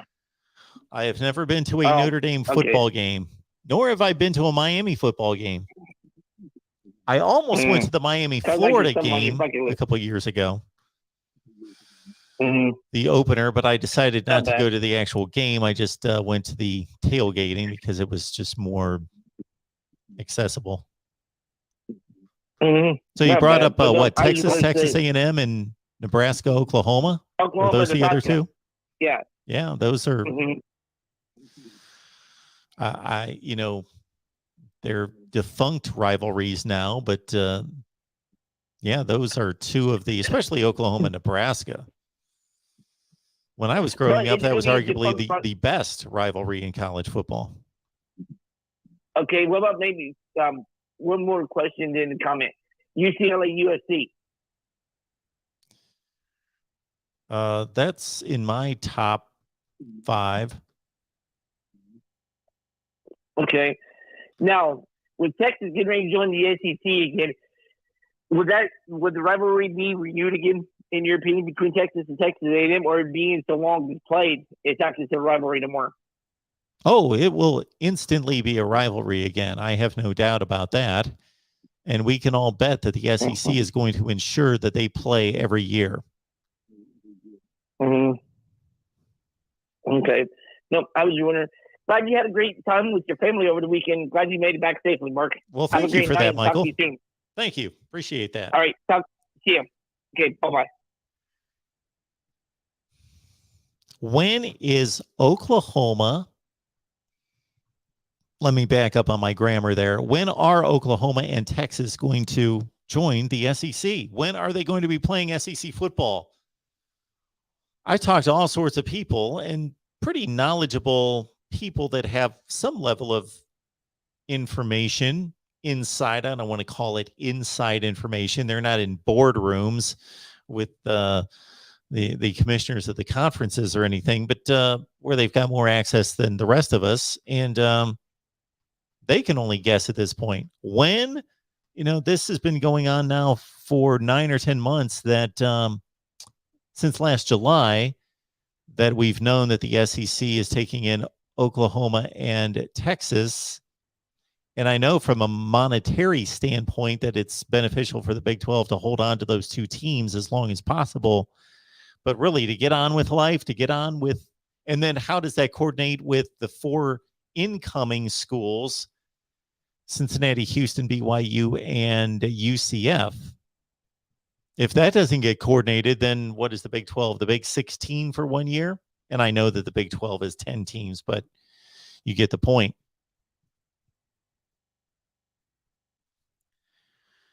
Boy, Texas better do some work before they join the SEC. They better get their acts together. If they play football like they did last year, they got embarrassed in the Big 12 last year.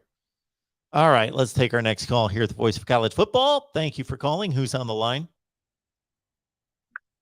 Austin, sir. Hey, Austin. How are you? What's happening, Mark? Not too much. I got a few questions. For you. Okay.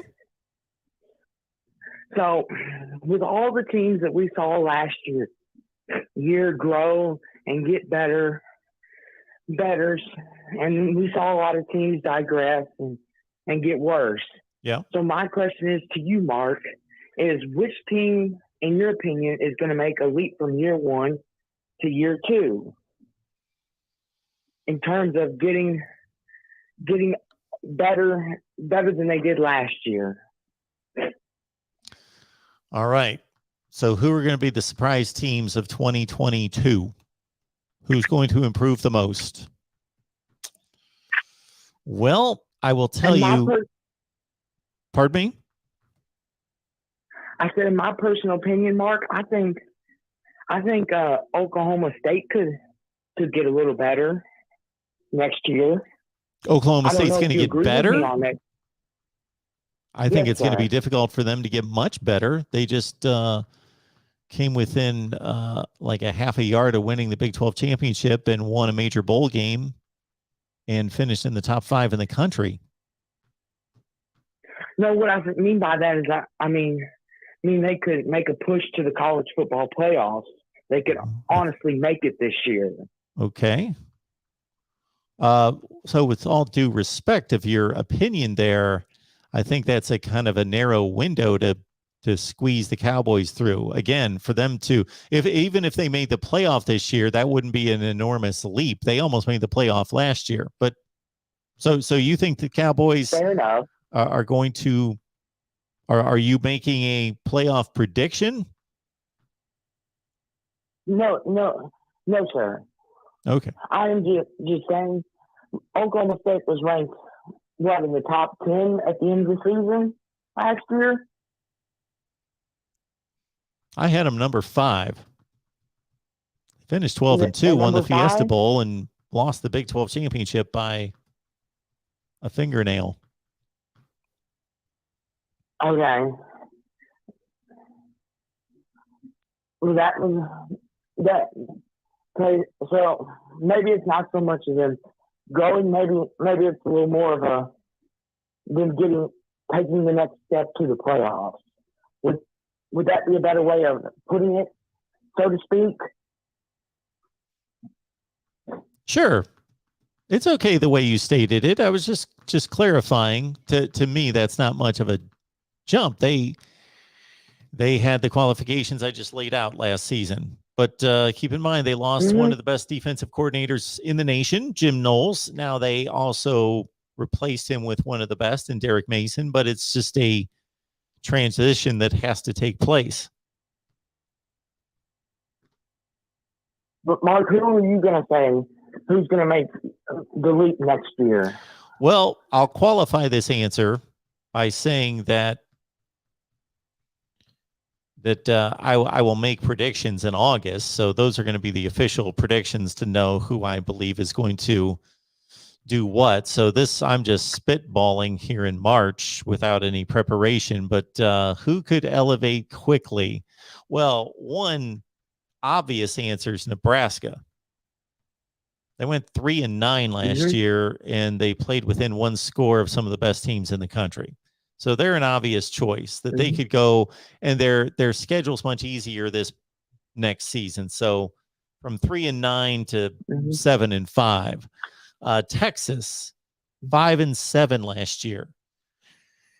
If Texas can't go 8-4, that's problematic. so they should be able to ascend pretty quickly. I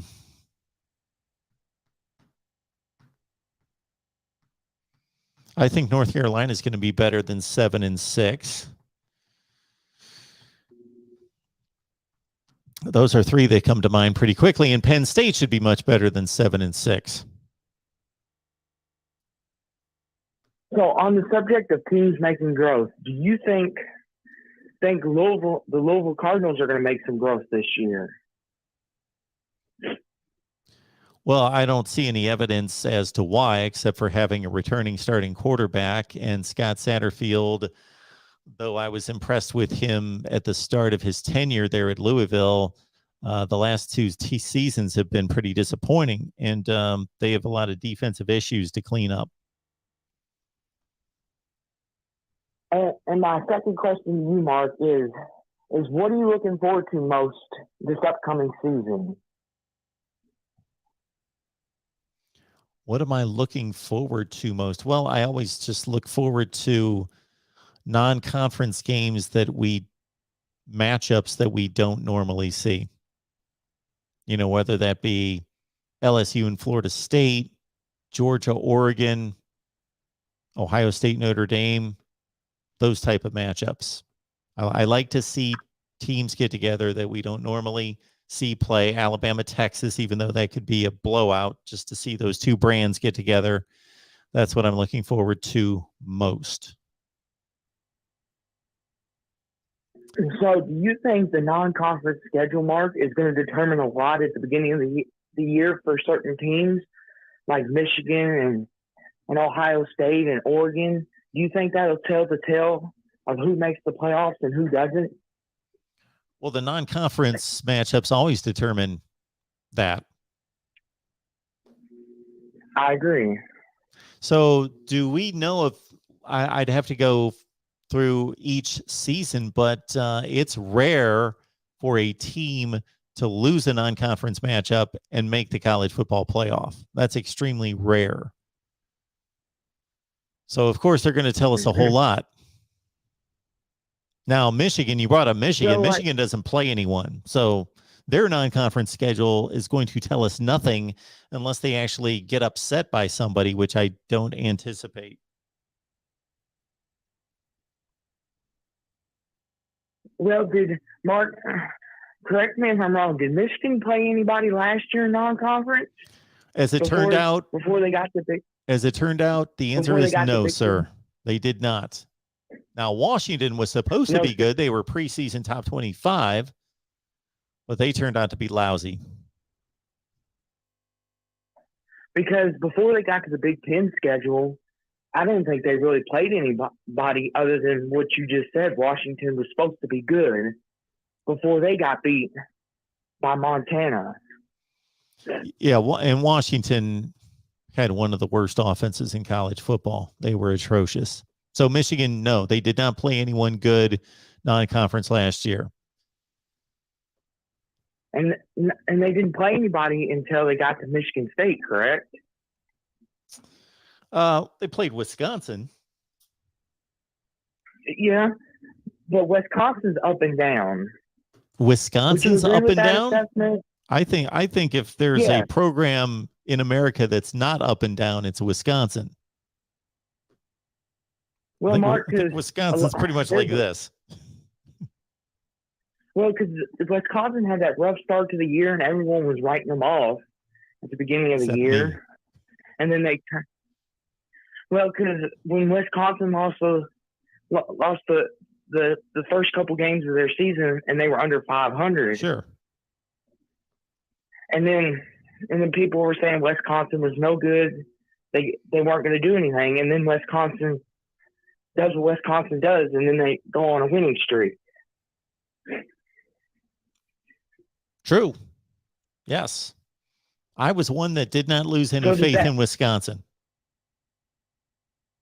So in your opinion, that doesn't make them an up and down team. That just means they had their struggles, and then they fixed it and got back to Wisconsin standards. Well, I think that it would be fair to say that Wisconsin fixed its issues, but the opponents have a lot to do with that. It's not coincidence that Wisconsin lost early to Penn State and Notre Dame, and then throughout the rest of the season, when they were winning these games and apparently got things quote unquote fixed, they were playing Illinois and Rutgers and the rest of the Big Ten Western Division. So yes, did they improve? What they basically figured out between losing to Penn State and Notre Dame and the rest of their Big Ten schedule was that they weren't going to let Graham Mertz throw the ball 20 to 25 times a game. They're going to let him throw it like 12 times a game. And they discovered Braylon Allen, and they were off and running. Okay, Mark, I have one last question for you before I let you go. Sure. If you don't mind. Okay, so in your opinion, Mark, who had the better season, Michigan or Cincinnati? Oh, that's a great comparison right there.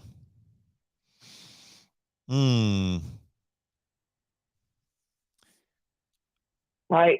I will say Mark, that I'm going to pick Cincinnati. It's a debatable topic, certainly, because it's all based on perspective. Michigan won a Big Ten championship for the first time in 17 years. They beat their rival for the first time in 10 years. All the things that we already know, but the season ended with a thud with a non-competitive game against Georgia. Had Michigan played a competitive game and still lost to Georgia, then I would feel better about their season. But Cincinnati played a little more respectable game against Alabama, and of course was undefeated going into that game. So I'll side with Cincinnati on your question. And Mark, does Michigan beating Ohio State, does that really shift one person's perspective in terms of that question? Because a lot of people take weight in that game. Oh, I think we should take a lot of weight in that game. That's the most important game in the conference.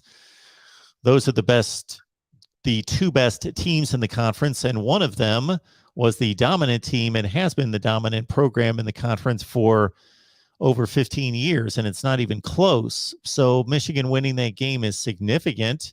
It, of course, it won the school a Big Ten championship for the first time in 17 years now. But for this to be a trend, it can't be a standalone moment. If in 10 years, if Ohio State continues on its merry way of winning the Big Ten just about every year, then that's going to be a standalone moment to Michigan fans. And in looking back at the landscape of the Big Ten to say, wow, Michigan put it together 1 week. They bullied Ohio State. They had a lot of things go in their favor. They had a really good season. It was a magical season, and it was a one-time moment, and that's what it was. Versus, is that where the corner was turned? Is that where the rivalry flipped? Is that where the conference flipped? I don't think so, but we shall see. Well, Mark, I'd like to thank you for your time, and I'm glad you had a safe trip, my man. Well, thank you. I appreciate the call. Call back anytime. Thank you very much. All right. Let's keep it rolling here at the Voice of College Football. Thanks for calling. Who's on the line? Hey, Mark. It's Tim from Steel Beach. How you doing? I am doing well. What's going on tonight? Just calling. I didn't know if you noticed or not, but you caught Kyle. Kyle actually sent you two $100 donations. Did you see that? Yes, Kyle's tremendous, and as all of you are, of course. And yes, he sent me some gas money, and thank you for acknowledging that, because I hate to ever miss any super chats, but I get so behind in the chat. I will try to catch up with those. But yeah, thanks for noting that. Yeah, I'd never seen that before. Good contributor. So a couple things. The earlier caller was talking about, now you know where I'm probably going because USC fan, but I can't see SC not improving from 4-8. I mean, even last year at 4-8, they weren't a 4-8 team. I mean, that was just a mess of health and leaving and everything. And I'm not gonna say it too much now, but people have been knocking SC's offensive line. And one thing that they have made a huge jump is on offensive line. The offense was trash last year. And then as soon as we lost London, it really showed how bad that offense was. But overall, that offensive line played pretty well. And I do see them taking a big step up, with getting Henson in there. It's going to be interesting what he can do with those guys in line. So I do see them going from 4-8 to probably maybe 8-4 with a little bit of luck, maybe 9-3 next year. That'd be a pretty good jump in Riley's first year. What do you think? Well, I think that I would have mentioned USC first if I didn't just bypass them. So when I was asked that question, I just kind of scanned the country and I missed on USC, but I completely agree. If for no other reason than if you look at their schedule and look at their talent, and Lincoln Riley, of course, knows what he's doing, and with the quarterback upgrade and everything involved, even if you took USC last season, even if you brought everybody back and Clay Helton, let's say, didn't get fired midseason, that team's not going to go 4-8 again. They're just too talented. And the defense has to just flat out be better. The defense was so horrific. Bottom 3 in the Pac-12 in just about every category. They will just have to be better. I think that a lot of USC fans, because of Lincoln Riley and Caleb Williams, are anticipating a lot and expecting much more than 8-4. But I think your 8-4 is in the realm of reasonable expectation. Yeah. Well, I mean, that defense last year, the big issue was it was just Swiss cheese in the middle. They lost Peely, was their nose tackle. And then really behind him, there was just no one to replace him. And everybody knew that. And they just ran the ball right at the middle. And if he can do that, then you try to jam the middle, that opens the outside. Yeah, it was a mess. But, sure loss. We don't play Oregon this year. And we have to go to Utah. That's pretty much going to be a loss. But and then play Notre Dame. That's at home at least, but that's probably going to be a loss. But I definitely could see them winning 8 games for sure. So that would be a good turnaround. My last point is you were going over the rivalry, and you called out UCLA USC over Notre Dame USC, and I know we talked about it a little bit after that, but I don't think there's any other rivalry has as many like national championships and Heisman. I mean, that game has been the game for Heisman stages for over the years. Where you have like 14 Heisman trophies in that game, and then I think Notre Dame probably have 5 more national championships. SC knocked them off 5 times where they had a legit chance to win the national championship. So that rivalry, I mean, again, I know I'm biased, and I know it has sucked the last 20 years. Got a couple of good games here and there. But I mean, if you're looking at the entire span of college football history, I mean, to me, that one's got to be a top 3. Well, understand that anytime somebody hits me with a question that I haven't, it would be different if I produced a video and said, these are the top 10 rivalries in college football, according to me. Then I would stand by that video and say, well, I took the time to look at every rivalry and measure it out, and this is my opinion. I was just throwing stuff out. So I completely agree with USC Notre Dame. I've said it at least 100 times here that there's no question it's the greatest cross-sectional rivalry in college football. It's not even close. And in the top 3,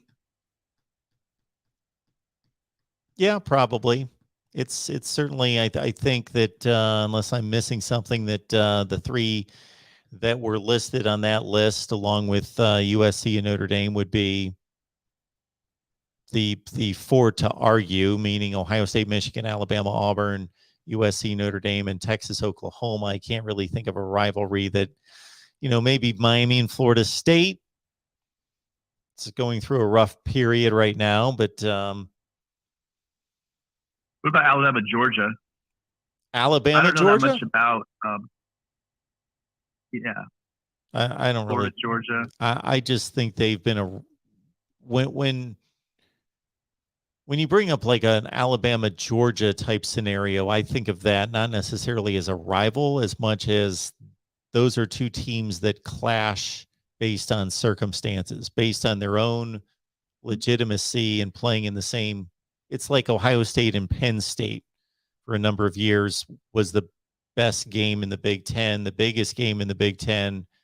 I don't consider that a huge rivalry. Are they rivals? Yes, they play in the same conference. You can always make that argument for any two teams that play in the same conference as being rivals, especially if they're in states that are contiguous, like Ohio and Pennsylvania and Alabama and Georgia.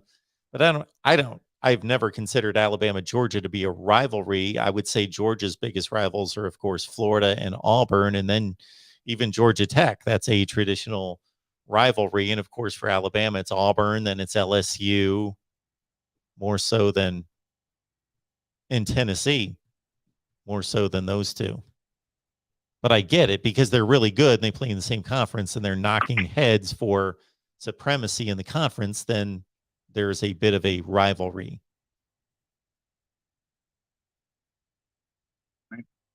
Yeah, and then the last thing, and I do think that Riley's going to turn around the quarterback situation.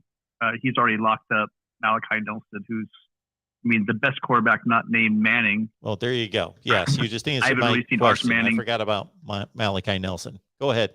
Yep. Yeah, I just think he's just going to turn it around. The quarterbacks are going to flock to him, Mark. Unless something unforeseen happens and he's just a bust. In California, I think DJ would have stayed home. I think Young probably would have stayed home. Who knows? Going up against Alabama there, but I really think if we had Riley, he's going to give a lot of quarterbacks second thoughts about going out of state. But you can't get them all. You know what I mean? You won't be able to get them all, so they're going to go out. That's the way it is. All right, Mark. Just wanted to again pump my Trojans a little bit. Also remind everyone to join the Patreon and the Discord because I'm not kidding. Eric's probably going to go postal if he has to talk to me the entire time. So we need to get some more Pac-12 fans in there, and we need all you guys in there. Absolutely. Thank you for that, Tim. Fanning here, get him in there. We just got to get going. For sure. Thanks for pumping that up. And I have promised to be in there every day, and I have at some point just to check if anybody else is talking and what's being brought up and to comment. So we'll figure out some different ways to make it a little bit more interactive. But yeah, there's about 50 or so that have access to it. So we should be able to get some really good discussion going. So thank you. And thanks to Eric in particular for pumping the Discord as much as possible. Appreciate that. Nope. No problem. Thank you. Have a good night. We'll see you. It's our guy, Tim, USC fan, who is right in taking offense to me not listing Notre Dame and USC. Absolutely. Just slipped my mind. I guess, the question was brought up, top 5 rivalries. Here's 247 Sports list. What do you think, Mark? And then I'm just kind of looking around around the country. And yeah, there's part of me that if I'm thinking from the perspective of a 12-year-old in Ohio watching Ohio State and Michigan and that being everything, and then it was always USC and UCLA the next game, I'd watch Ohio State and Michigan, and then at 3:30 USC and UCLA. But yes, USC, Notre Dame, and there are so many facets to argue when you talk about rivalry significance. And Tim certainly went the route of national prominence. And does it get any greater than Notre Dame and USC from a national scale historically when you talk about wins and winning percentage and national championships and legendary players, Heisman Trophy winners? USC and Notre Dame is one of just a handful of games that throughout my life, when I see those two names listed way back when in the newspaper for the TV games that week or now on the internet, that's college football. That's magical. For some people, especially over the last 10 or 15 years, it's been Alabama and LSU. Of course, we can go through the litany of games, Ohio State and Michigan, of course, and a number of other games depending on your allegiance. But from a national perspective, yes, USC and Notre Dame is tough to beat. But at the same time, again, I link USC and UCLA, and also would say on the Notre Dame side, even though this is no longer a current series, I always had to see Notre Dame and Michigan play. Had to see that game. Looked forward to that game every year.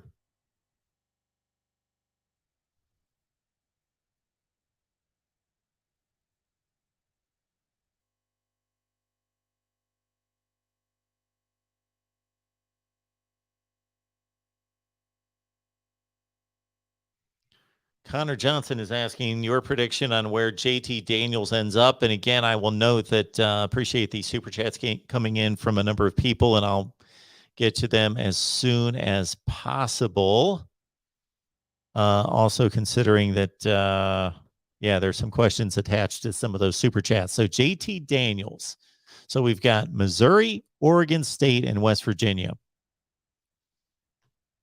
So Oregon State seems to have geography in its favor. The other two places will play more significant football from the standpoint of people watching the games, being in the stadium watching the games, and also on television. We don't know what JT Daniels' working relationship was with Graham Harrell at the time that they were at USC together, but it must have been at least decent for him to consider West Virginia. So I got to think that that's one of the reasons why West Virginia is in it. Those are three football programs, especially if you consider Oregon State to be what they were last year, for that to be their current identity and not so much the 2 or 3 win program that they've been over the last 10 years or so. Because Missouri and West Virginia are better programs than Oregon State overall, but right this second, maybe they're all three on the same tier. Where he's going to go,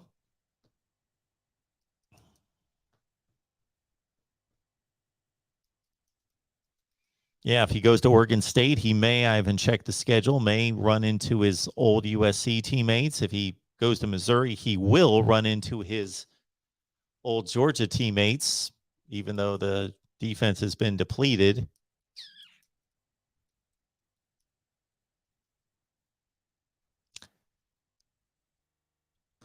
I am going to be throwing darts if I answer that question, because I don't know JT Daniels and what is important to him. If I'm JT Daniels, I want to go where I'm going to be prepared for the NFL. So what head coach, offensive coordinator, and personnel on the team, when I look at offensive line, who's going to keep me upright and what receivers are going to give me the best possibility of making plays to show off for the NFL? That's where I'm going. Because between those three, winning is, sorry, West Virginia, Missouri, and Oregon State fans, it's somewhat secondary because he's not winning a conference championship at any one of those three places. It's just not going to happen. West Virginia's got the best shot. And in a strange way, Oregon State probably is the second best shot because they almost did it last year. They almost played the final weekend for a chance to go to the Pac-12 championship game. Sweet studio. This is what it always is, Christopher. Someday. I thought that this off season was going to be the off season to build a big studio or a nicer looking studio, but don't think that's going to happen. We've got a lot of other things to clean up around here.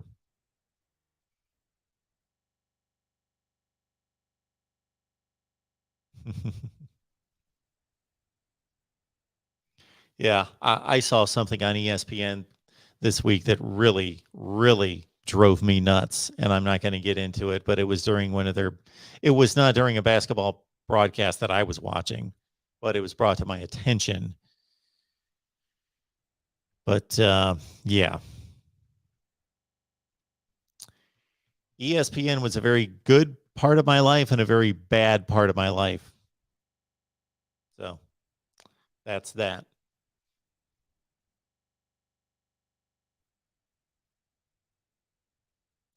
And I appreciate everyone who posted the phone number in the chat. You guys are too good at keeping track of the phone number because I get phone calls. And so it doesn't dawn on me that I've not listed the phone number. And so I put it down in the ticker here in the past couple minutes, but I get enough phone calls that I actually forget that I am not communicating the phone number. So I apologize to everyone out there that does not have the phone number. I do not expect you to have the phone number, even though I've kidded in the past that it should be posted on your refrigerator or on your treadmill or wherever you watch us. But no, I do not expect that. But I open up the phone lines and it's packed. So it doesn't even cross my mind. Kyle, thank you so much for that. I think I know where you're coming from with that based on the conversation at the time. Kyle is telling me just no college football. Thank you for that. Appreciate that. Still would like to have an NFL channel.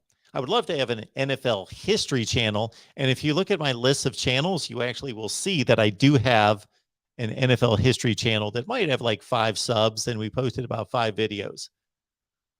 I could do a podcast on NFL history. That would be fun. I would love it. And would probably get better feedback than I do here. Welcome into the Voice of College Football. Who's on the line? Hey, man, I'm sorry to disappoint you, but if you're looking for better feedback, I'm not your guy. It's Eric. Eric, what's going on? I get my 2 Discord guys back to back. Not much, man. I wanted to, I don't know. I want to give a shout out, like Tim Prangley and all the other guys that are here helping us all do this. I think it's really cool, and not to take. I mean, all credit to Mark, of course. All credit to you. But you got a lot of people here that are super excited for you. You had 100 people in this chat going back and forth live for an hour before you decided to join us.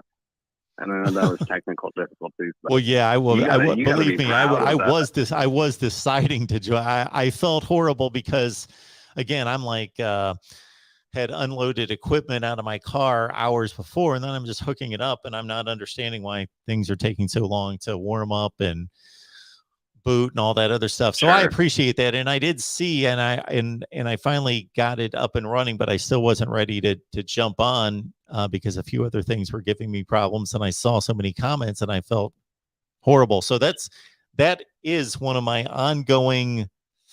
That is one of my ongoing initiatives, is to be on time, to be more punctual. Because most of the time it is my fault. I will admit. This time it was not my fault, but most of the time it is.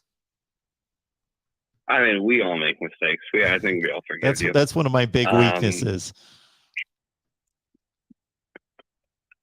Yeah, but I just referencing, like, you have such a following. We were there for an hour just chatting without you, and I was joking that you should just post a live stream that you never show up for, like every weeknight, and we all get in there and chat.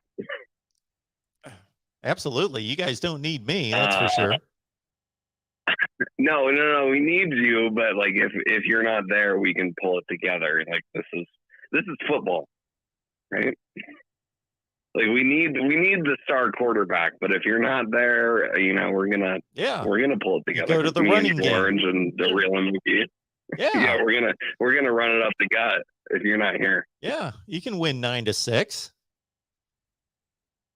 Yeah, we can do like a Mario Cristobal offense and just it doesn't matter if we have a good quarterback. That's it. Anyway, I did have a couple. I know you don't really do this ever, but I wanted to do this with you real quick. Some of the sports shows I watch do like a rapid fire. So I want to do a rapid fire with you real quick, and I'll get off the line after this. That's all I want. Okay. Rapid fire Oregon Ducks schedule. You tell me if it's a win or a loss. Okay. Okay. Okay. So the spring game, who wins that? The green. Okay, cool. Just then, before we get started, versus- Eric, just let me know where the games are. Just let me know road or home. Yeah. Okay. I'll tell you home, away, whatever. All right. So this is versus the Bulldogs at the Bulldogs. It's a neutral site, but that's not true. Sure. Loss. We lost. Okay, yeah, that's fair. Eastern Washington Eagles come to Austin Stadium. Win. BYU Cougars come to Austin Stadium. Win. We go to Wazoo. Win. Stanford, revenge game. They come to Austin. Win. We travel to the Wildcats to meet Jed Fish. Win. UCLA and Chip Kelly come back to Austin. Win. We travel to Cal. That sounds like one of those Friday night games. Yeah, well, that's the one we're gonna drop. We're gonna drop one stupid one. Yeah, that's what I was kind of. I was looking out for one of those kind of games. It's funny. You can just count on Oregon to drop a game that they should never drop, and I hate it as a fan, but it's a real enough stereotype now to where I have to acknowledge it.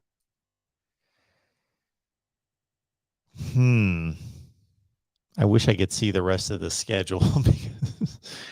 So we go to Cal, then we go to Colorado, which is a win. And then UW comes to Austin. Yeah. Then the Utes come to Austin. So every team that we lost to last year, Utah and Stanford, I mean, mostly, we get at home this year. Okay. We travel to Oregon State at the end. All right. I'm going to So go. I'm thinking, loss. I'm thinking 9-3. Yeah. See, mine's going to come out 10-2, but I was going to go Cal loss and the rest wins with a revenge win against Utah at home. That seems a little heavy. Georgia as a loss. Yeah, Georgia and Cal is losses. You think we lose to Georgia and then we lose to Cal? Which is actually that's probably very realistic, but it just sounds so absurd that we, maybe we compete with Georgia and then Cal somehow upsets us. But that's the Ducks MO. So Well, you lost to Stanford last year. that's exactly what I'm saying. What'd Stanford go? 3-9, we're the right? only team to 3-9. Yeah, no, yeah. So yeah, we're the only team to beat Ohio State in the shoe and then come home and lose to a 3-9 Stanford team. It's absurd. It's ridiculous. The only other thing that I had queued up ready was so with NIL and the transfer portal, college football is chaos right now. Why do we not have any kind of governing body at all? And I know there are flaws with having an overarching, I don't want anyone to be the, executive power president of college football, but why isn't there's nothing? There's nothing to help us get this all together, because even though we agree with pairs being played and we agree with expansion and we agree with everything, this is out of control. The reason is because look at every sport, and they're all professional, that do have a governing body, is of course because the origin of the sport was we're putting together a professional sport. Therefore, that's where the game originated. College football originated with Rutgers playing Princeton, and then Georgia Tech started playing football over here, and then they started playing football over here, and then, okay, we got enough teams in this area, we're going to form a conference, we should all play together. And then so it just kind of started from a grassroots type of organic start. And then So is it just wrong to think that we could ever fix that? Like, it is what it is. Well, it's not wrong. It would be great in most ways. I'm not saying it would be great in every way. There would be some issues, but I think overall it would be to the benefit of the sport, because decisions would be made with the entire sport in mind, and not just conferences doing what they need to do to survive and prosper. So what is the SEC's, what is their incentive to try to help put together a governing body? They're doing just fine by themselves. Zero. They already have it figured out.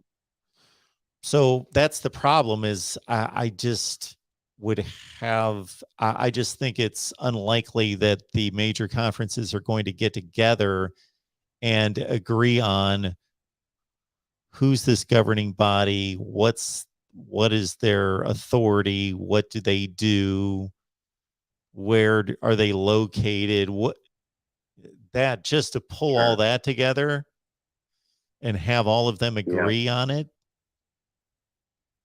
Yeah.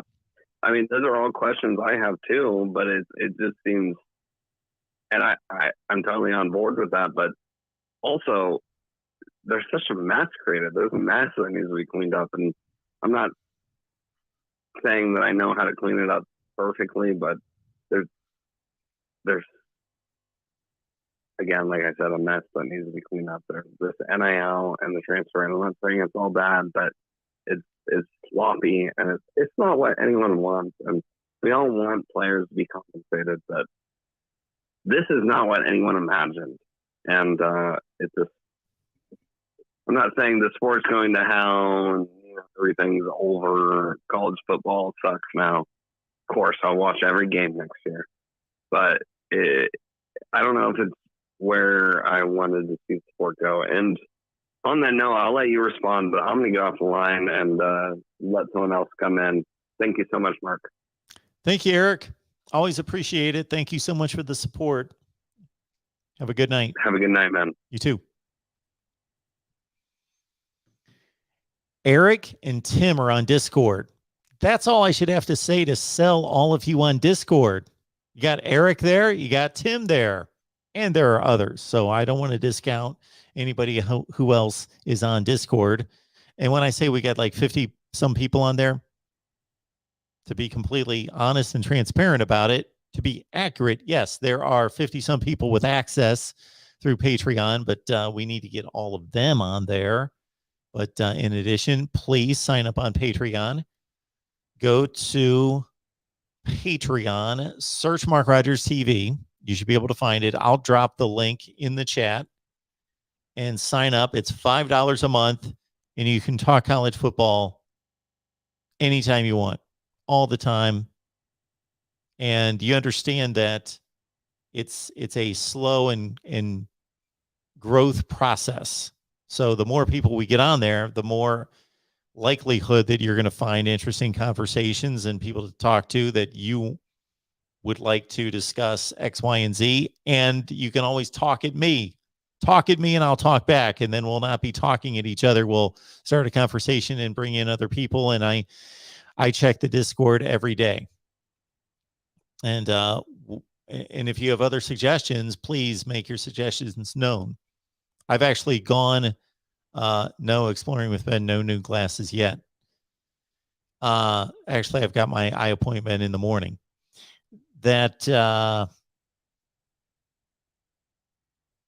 Yeah, I've actually searched online how to run a successful Discord, how to get Discord to blow up, whatever. And I've not found anything on there that's not anything I don't already know. But maybe we should have like office hours or something like that. Maybe I'll be in there every day for an hour or something. I don't know. Falcon Rex. Herbie at ESPN is a sweet gig. I like him. I think Falcon Rex with, again, possibly the best profile picture online.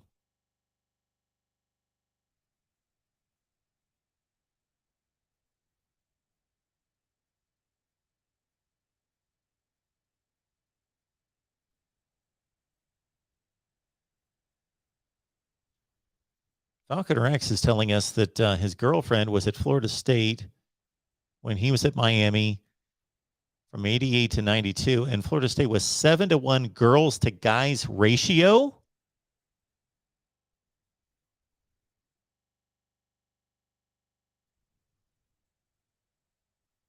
Oh, man. Eric was telling me at 11:37. I still wasn't online at that point. Wow. Sorry.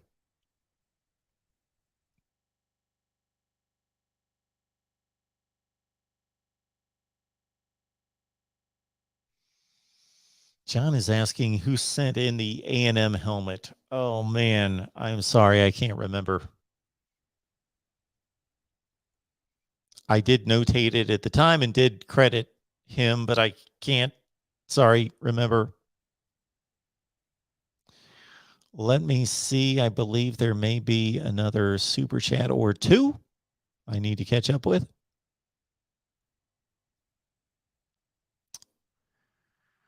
Falcon Rex. If you take an NIL deal, you should have to agree not to enter the transfer portal unless you graduate or pay back the NIL money to the original school.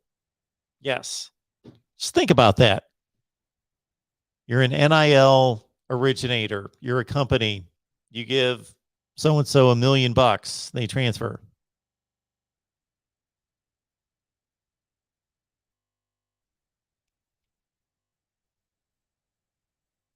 Falcon Rex, let's destroy the Notre Dame channel. No.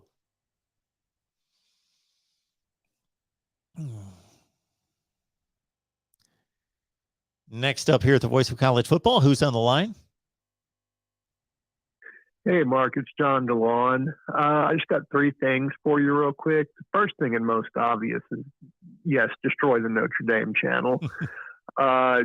Two, after the show, you should do a Google search for how to do a YouTube live chat poll, and you can start having polls for us to participate in every cast. And third, I couldn't help but notice you stopped on one of my comments earlier, and I have to know: have you ever actually eaten a fried peanut butter and banana sandwich? And you say that why? You'll have to fill everyone in. I earlier in the chat, whenever you weren't on yet, I was like, "Oh, Mark is enjoying a delightful fried peanut butter and banana sandwich," and you kind of stopped on the comment and pointed at it, and I was just kind of curious. And that's an Elvis thing. There you go. Well, that's what I was leading up to. I was just knowing that a lot of people would have no idea why you would bring that up. Yeah, I'm a big Elvis fan. I have not. So my fandom stops at certain points. You know, I'm not like, you're not going to come into my house and see some kind of shrine here. I'm not that kind of guy or anything like that. So just watch the movies, listen to the music, discuss it, that kind of thing. But yeah, no shrines and no fried peanut butter and banana sandwiches, even though, yeah, that's been for a long, long time the go-to. And that's pretty common knowledge. It's kind of incredible. People know that. Oh, and one more thing, and I just want to get your opinion on this. A lot of the USC fans seem to think that they've gotten this really, really great coach in Lincoln Riley, and I can't help but point out that his results got worse every year. Every year he got beaten worse in the playoffs. And the last 2 years he hasn't even made it. And I've been listening to shows, and I know it's popular to crap all over a coach after he leaves you, but I've heard two OU insiders say that the off-season strength and conditioning program Yes. under Riley was just, it was horrible. And a lot of his players, especially star players, he let them pretty much pick how much they wanted to do. Like, there was no expectation of them at all. And I'm just kind of curious of your thoughts on that. Well, yeah, we've talked about that on our Oklahoma show as well. And it seems to me, and I try not to take too much from viewer and fan response. No disrespect there, but of course there's a certain perspective out there on everything, and it may not be reality. We'll have to see. But from the Oklahoma fan standpoint, there was the initial shock that he's leaving, and oh no, what are we going to do? And we're losing players. And even when Brent Venables was hired, but then when it was obvious that he was going to stabilize the situation, that he was retaining players, he was even bringing in other players, especially on defense, of course. And then people heard him talk. And of course, he's got a track record at Oklahoma, that there seems to now be optimism that, okay, yeah, we did lose Lincoln Riley and he's an offensive guru, but we've got a guy that's maybe a little bit more grounded, more solid, more demanding in a good way, more caring for his players. I say some of these things in a measured way because I don't want to criticize in a way that I'm not knowledgeable about, but I'm just basing it on what's out there, that Brent Venables is just, again, a more grounded person, whether that has to do with his faith and his values and his beliefs, but he's just more grounded. He seems to connect with his players more to, one-on-one situation more effectively. And, not that Oklahoma fans, reasonable ones, think, okay, we're winning a national championship next year, but they feel good about where the program is and who's in charge of the program and where they're headed. Whereas you bring up a good point about Lincoln Riley. Lincoln Riley, the comment's been made about Ryan Day inheriting, a coaching gig on third base. Well, you could say the same thing about Lincoln Riley. There were certain ways in which he upgraded what Bob Stoops had put in place, and really the one being their recruiting rankings were slightly better, raised from a 10 or 12 range to more in the 6 to 8 range, if you find that to be significant. I don't know that he did it for a sustained period of time to really prove that, but it looked on the surface like he had upgraded the program. And much of that had to do with what you stated, that 2017 season and how good they were. But that wasn't his team. And the more it's become his team, the more marginal they've been. And marginal's a bit heavy. The more top 15-ish they've been rather than national championship contender. So now he's going to USC, and it seems as though people are just believing that they're automatically a national champion, that they're just going to be elite. Well, I think it's going to take more work than that. I mean, obviously what offsets that is he will be able to recruit a higher caliber of player at USC. But I'm still kind of, I'm not saying Lincoln Riley is going to be a 6-6 coach at USC or anything, but a lot of these USC fans think they're marching straight into the Natty game sometime in the next 2 years, and I'm just not even close to sold on that. I guess is my ultimate. I'm not point. either. I'm not either. What makes it easier is playing in the Pac-12. If he had taken over, what's a USC equivalent? LSU. Ohio State, LSU. Yeah. If he had taken the LSU job, there you go. Then he's running into a much more difficult field from week to week to try to get all that accomplished. But, he's going to. But the thing is that's kind of a pointless dodge, because he's going to have to likely play an SEC team to win a national Sure. championship at Yep. some point, you know. So I don't know how smart it was to run from it, if that's in fact what he did. I'm not saying he did or didn't. I'm just saying that, you know, it's a definite possibility, because I've heard some LSU insiders say that he was the second person offered the job.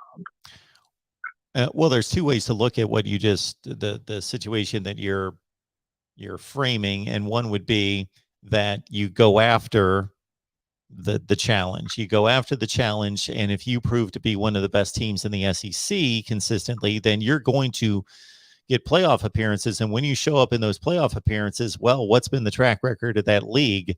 That they win championships, and if they don't, they still look respectable doing it. You know, they still are right there.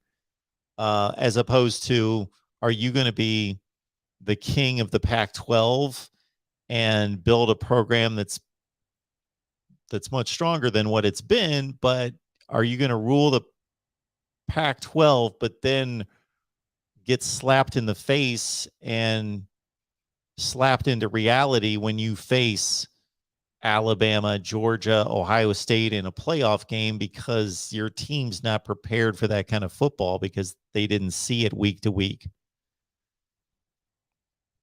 And what do you say about the weightlifting and the conditioning is alarming to me, because I know that Lincoln Riley's focus is on the passing game and the running game and the offense and the X's and O's and the matchups and all that, but he's got to be smarter than that. He's got to understand that it's a physical game, and I've heard that as well, and I just find that alarming. I mean, if it's true, that would explain the decline in performance as the years went on. And I guess I don't really expect you to you know, prognosticate beyond next year with what USC is going to do. But what are you, because, you know, recruiting just changes so much. But what are you honestly expecting for Lincoln Riley at USC next year? I'm thinking 9-3 for this season coming up. Yeah, I think they're in the 9-3 range. They've got a date against Notre Dame that is the one decided team that's at this point ahead of them. And then they've got a couple of games that are, you know, Utah would be the next one, especially since I believe they play that game on the road. That would be considered to be a bit of a, they'll probably be a slight underdog. And then they've got a series of games that they will be the better team, but are certainly losable. UCLA and Arizona State. And again, I don't know offhand their North schedule, but Lincoln Riley, he's going to at least recruit in the top 10 to 15 in the country, and he plays in a soft conference. And unless things change, and maybe they will, meaning when Urban Meyer joined the Big Ten in Ohio State, that seemed to lift the conference, and his seriousness and his level of recruiting seemed to kick some people in the teeth a little bit that upped their game. Michigan, Penn State. Oh, he definitely stepped it up. Yeah, like whenever, what was the thing where he went after someone who had committed to Michigan, I think, and that supposedly ruffled a lot of feathers because the Big Ten kind of had an unwritten rule that you don't go after players that have committed to other Big Ten teams. So he definitely made it more competitive from that standpoint. So I'm thinking out loud. I don't know if the Pac-12 is going to have a similar response. I don't know if they're as committed collectively to football and have the resources to have that kind of response. Okay. So that's about what you said, pretty much what I figured you'd say. And unless you have something else, that's it. I'm out of gas. Well, I appreciate the phone call. All right. Thanks for the time, man. All righty. Have a good night.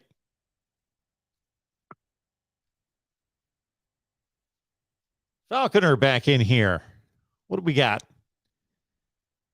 Yes, we read that off. Thank you so much for the super chat there. And just to make sure I don't miss anything else.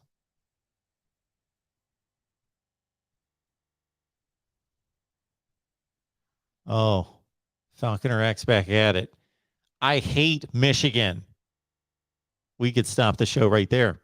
I hate Michigan, but I would love to see Steve Dace on more shows. He knows college football. Yeah. Well, I do need to ask Steve more often to come on because he's gracious enough to have me on almost every Tuesday all year, which I need to check the schedule to see if I'm supposed to record with him tomorrow. I believe I am. I better check that because I've kind of taken a couple weeks off and he's been engrossed in basketball, and Michigan's still in it, right? Yeah. But I need to ask him on a more regular basis. I guess I assume, well, he's got me on every week and he probably is too busy because he's got so many other media obligations. But yes, you are right, Falconer X. Steve Dace needs to be on here as much as we possibly can get him on here, not just to talk about Michigan. The two of us can talk college football for hours. So that is definitely a tremendous request right there. And Falconer X, thank you so much for being here. As with all of you, Pizza Woman, Connor Johnson, I see a lot of familiar names. It always does my heart good to see both the familiar and the unfamiliar, to see some new folks in here like Frank Carone. I believe this is the first time I've ever seen your handle in the chat, so you know what that means. Welcome into the voice of college football, Frank. Appreciate you being here. Would love to know who you root for and how long you've been watching.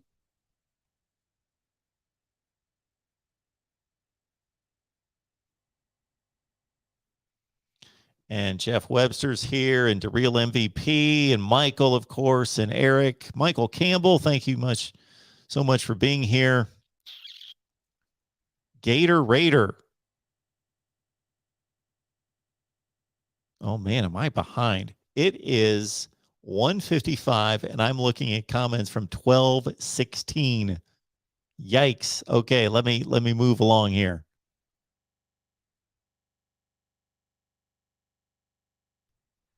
Look at that. Tim, join the Patreon now. Be a part of the, quote, the first 100 Patreon members. See, I need all of you to sell this because you guys do come up with so many better angles on all this and slogans than me. Felipe, good to see you. Thank you for acknowledging the helmets, which I believe I've got a couple to pick up tomorrow.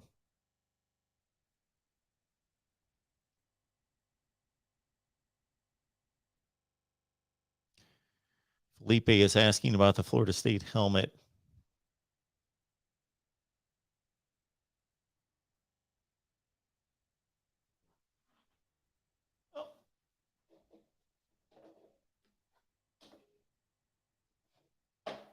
How's that, Felipe? You're probably not even watching anymore. Okay. I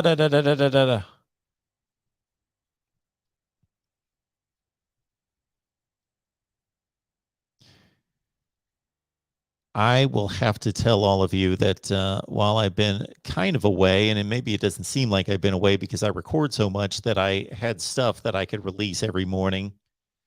But the last time we were all live on here was last Thursday, which for the voice of college football here, that's an eternity. And the last time I did a call-in show was probably, oh my goodness, a long, long time ago. That,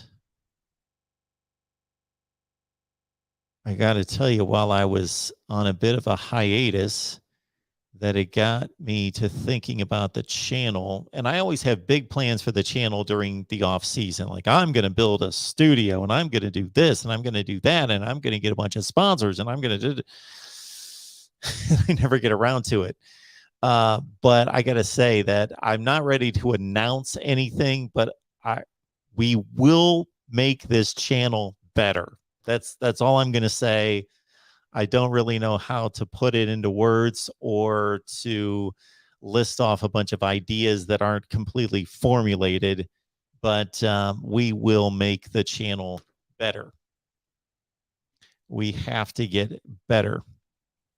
We could like stay doing this all the time and that would be fine. And most of you are satisfied with that, but that's not the way to approach it. We have to get better. Welcome into the Voice of College Football. Who's on the line?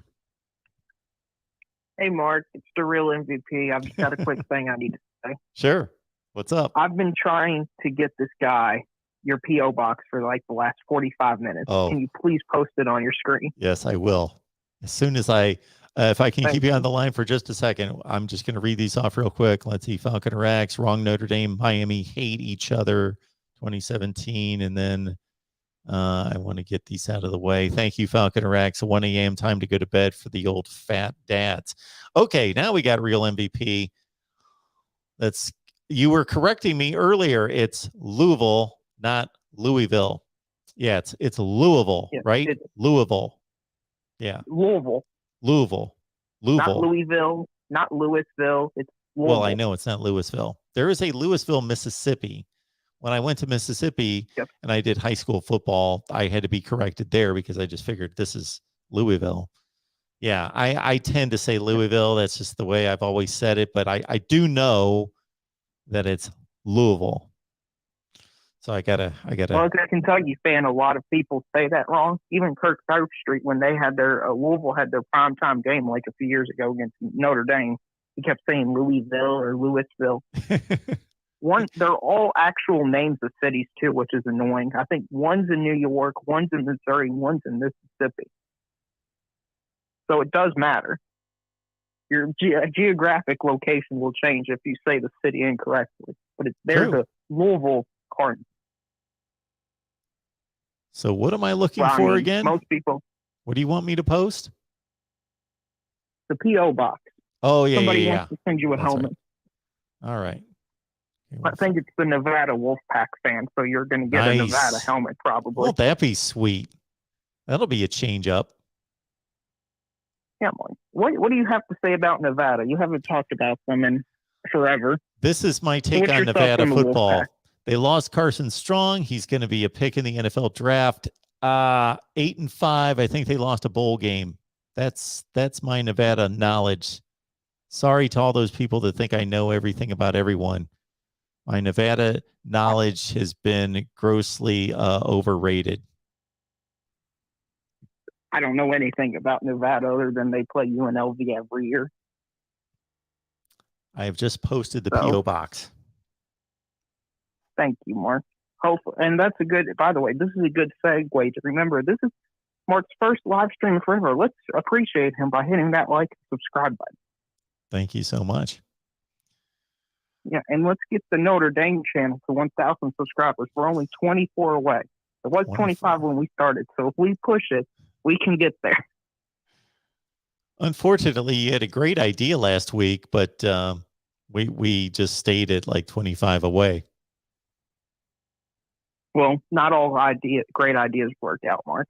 Unfortunately, it's true. You got to just keep at it. Absolutely.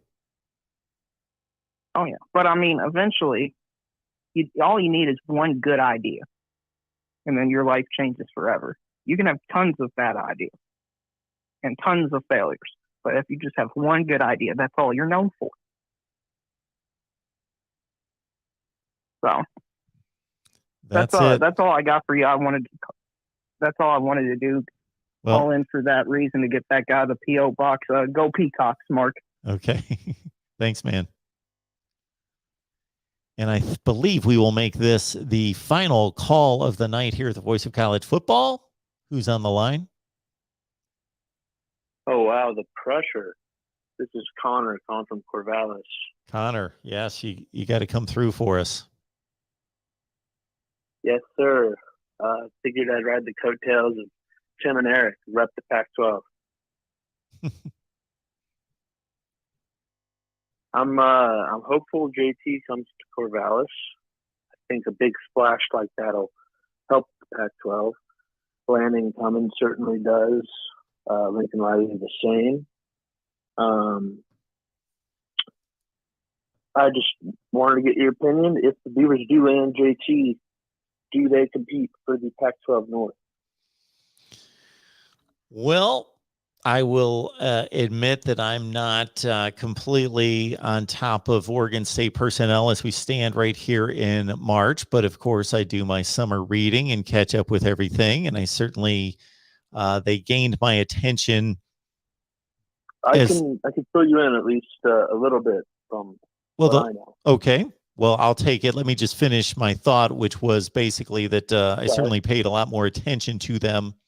I do my best to read every box score and every game recap of every game in the country every week, to at least do that at the very least. And as you can imagine, I'm not watching a lot of Oregon State football. Not that I wouldn't want to, but I can only watch so much football. But certainly over the last 5 years, I mean, until Jonathan Smith got there's nothing to watch. Well, the most excited I got in watching an Oregon State football game recently, up until them, in improving their play this past season, was I remember they had a week 0 game. What was that, about 3 years ago against Colorado State? They had a week 0 game. Yeah, that was a close one. Yeah, when Jake Luton was the starting quarterback, and I thought, well, I get to see Oregon State week 1 start to finish. But of course, he's in the NFL now. Yes, he is. Who is he with? I did see him. With the Jags. Okay. He went to the Seahawks. The Jags owe him money because they signed him. So I don't know if he's actually on a roster as of now, but okay. Last I saw, he was on the Seahawks. Anyways, the Beavers. So offensive line play this past year, Jim Mihalchek, his offensive line coach, was in the conversation for the Jim Moore Award. I think we were top 3 in the nation. So as far as O-line play goes in the Pac-12, we're definitely the top 1 to 3, I would say, somewhere in there. And we return, I believe, all but one guy, all but our center, and then we can move some guys over. So O-line play, good to go. Running backs, we lost our number 1, but Jameis Griffin is a transfer from Georgia Tech, so he should fill in nicely, being every down back. But we still have Trey Lowe, transfer from Washington, who played last year, and Finwick from South Carolina, another transfer who played last year, played pretty well. So O-line, running backs, stable, pretty good. Wide receivers, I would argue, is top 1 to 3 again of the Pac-12. A lot of transfer guys. Tyjon Lindsey, Trayshawn Harrison from Florida State. John Dunmore, who's from Penn State, 4-star, who didn't play much last year, and also Micaiah Tonga, who's a 4-star from Georgia, who didn't play much last year. Micaiah played at least 1 year crossover with JT, so there's a relationship there. I'm being cautiously optimistic. He'll have to compete if JT does come to Corvallis, because Tristan Gebbia has started games. He was a previous 4-star from Nebraska, and then Chance Nolan, who was the number 1 JUCO quarterback, was the starter last year. But if you get a guy like JT, that type of talent, he comes in day 1 starter. I just can't help but think with Brian Lindgren, our offensive coordinator, with the scheme they have in play, is very much pro heavy. I think it's going to be a good fit for JT to, especially in the Pac-12, make some waves, put on some tape. And I read recently that his dad is like his number 1.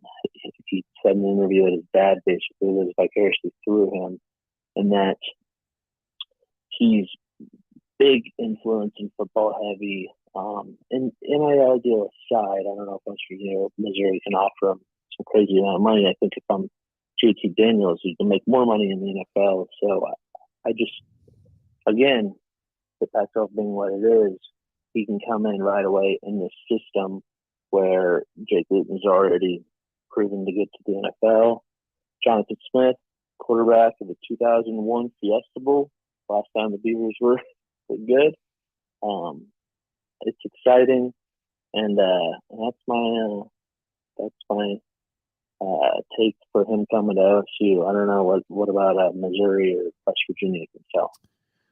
Well, I appreciate the take on Oregon State. What that encourages me to do is maybe while I'm drifting off to sleep tonight, maybe do a little, 15 or 20 minutes on Oregon State, get myself caught up and supplement what you just told me, and just kind of look at the stats and the numbers and the roster personnel and everybody that's coming back. So that's good stuff there. My reasoning on JT Daniels was simply that he was good enough to win the starting quarterback job at Georgia in what was an inexperienced room, but a completely loaded, packed room, quarterback room from the standpoint of talent, and also at USC. So I think JT Daniels is easily a top 15 to 20 quarterback in the country, and maybe better than that once he plays and gets his rhythm and strings together a number of games and stays healthy. So I can't imagine that Oregon State's been in that class of quarterback for going back to the Fiesta Bowl year that you mentioned. Jonathan Smith is a walk-on too. I guess Matt Moore has been a NFL guy, and there's one other. But yeah, quarterback play since Smith has been down, to say the least. Oregon State's been down, but it's just the feel of campus with Smith. Different, he's recruiting more of these blue chip guys. They're developing them at a higher rate, I think, than most other Pac-12 schools. And it's a different philosophy than when you look down in Eugene. And I don't want to trash the Ducks. There's the whole thing with the Nike money. It's an easy sell, the flashiness. I like Lanning. I think he'll do a good job. I was wondering, my biggest thing there would be LSU, Oregon State. I know, not the LSU in quotes. Would be to say that Oregon doesn't. The biggest question mark would be offense, and so I don't know what Whittingham has really done to prove that. I know if you ask Eric and all those guys, Ryan Winter, they're all excited, but I don't see anything out of that offense. Nick, I don't know. I think they're more excited about the younger guys. Pac-12 North play. Do you see Oregon being the favorite?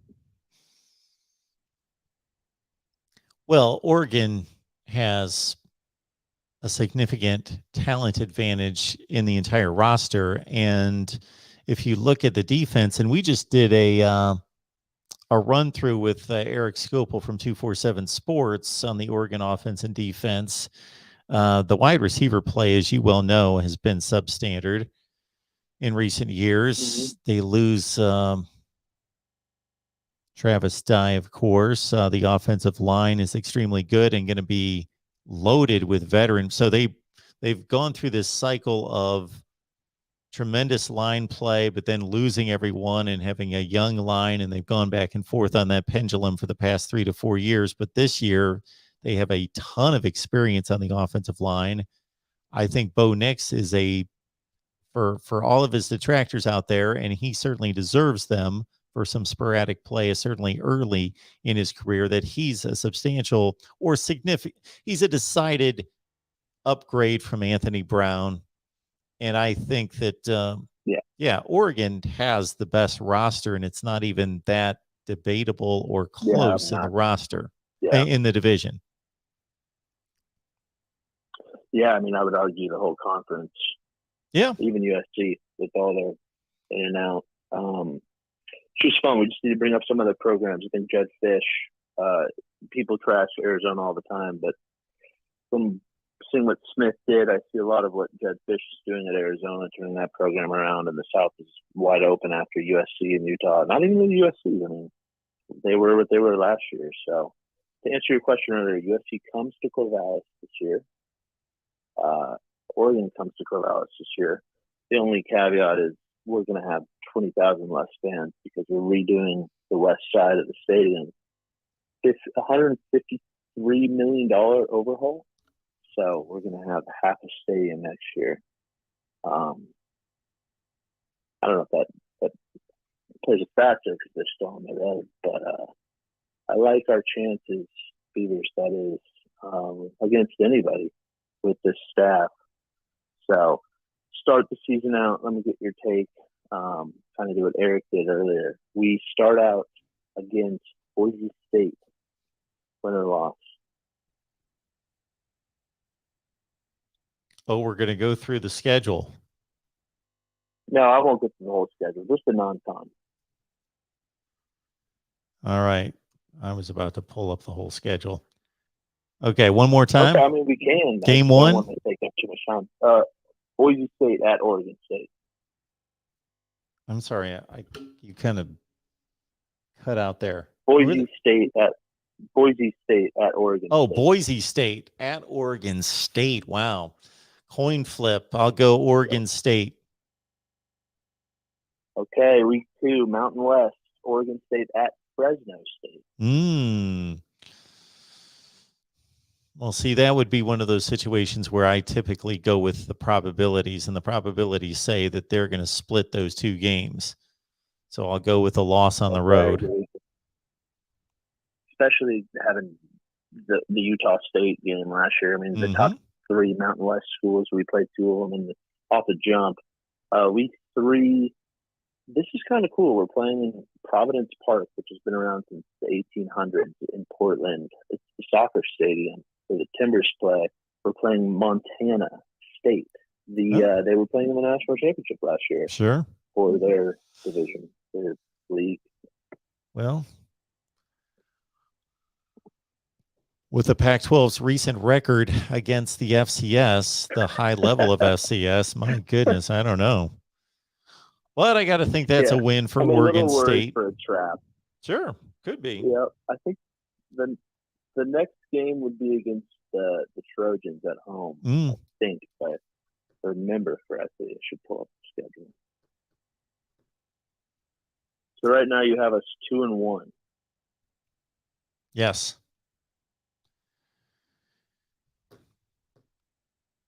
So maybe 7-5. Immediate up 7-5 for the final. Yeah. You're saying that's the final record? As we stand in March, that's about where I would go.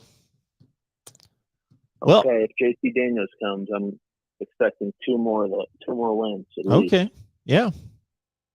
You have reason to expect All that. All right. I'll enough Beaver talk. I'm sure the rest of the audience, we're losing them.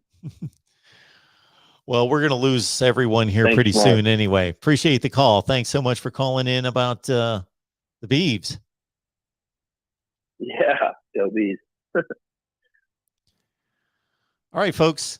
These bots that jump into the chats, YouTube has not let me block them. The best I can do is just put them in timeout. So I keep putting them in timeout, but it won't let me block them for some reason. I don't know. All right, everyone. I can tell based on the way I've responded the last 15 or 20 minutes that I'm pretty punch drunk at this point. So I don't know that much is going to make sense or be of value that I'm going to say the rest of the night. So we've been on here for almost 3 hours. So we appreciate everybody being here. Tuesday, let's see. We've got Oregon. I've got Oregon on the brain after all these Oregon and Oregon State calls. Iowa is our team of choice at 5:30 Eastern, and then Nebraska at 7 Eastern on Tuesday. And I need to conclude our series on program rankings. I will do that. I've got all the numbers in front of me. I just need to produce the SEC video, the Big Ten video, and then our final program rankings. We'll do, I might as well list them all. out there, 1 through 65 or so. All right, so be looking out for those, and we will see you Tuesday, 5:30 Eastern, 4:30 Central on the Iowa channel with Hawkeyes Live, and then the Nebraska show at 7 Eastern. Appreciate everybody being here. Thank you so much for your support. Please hit the like button on the way out and subscribe right here at the Voice of College Football. And again, I cannot thank you guys enough for making this channel what it is, and we will make it even better going forward. See you Tuesday.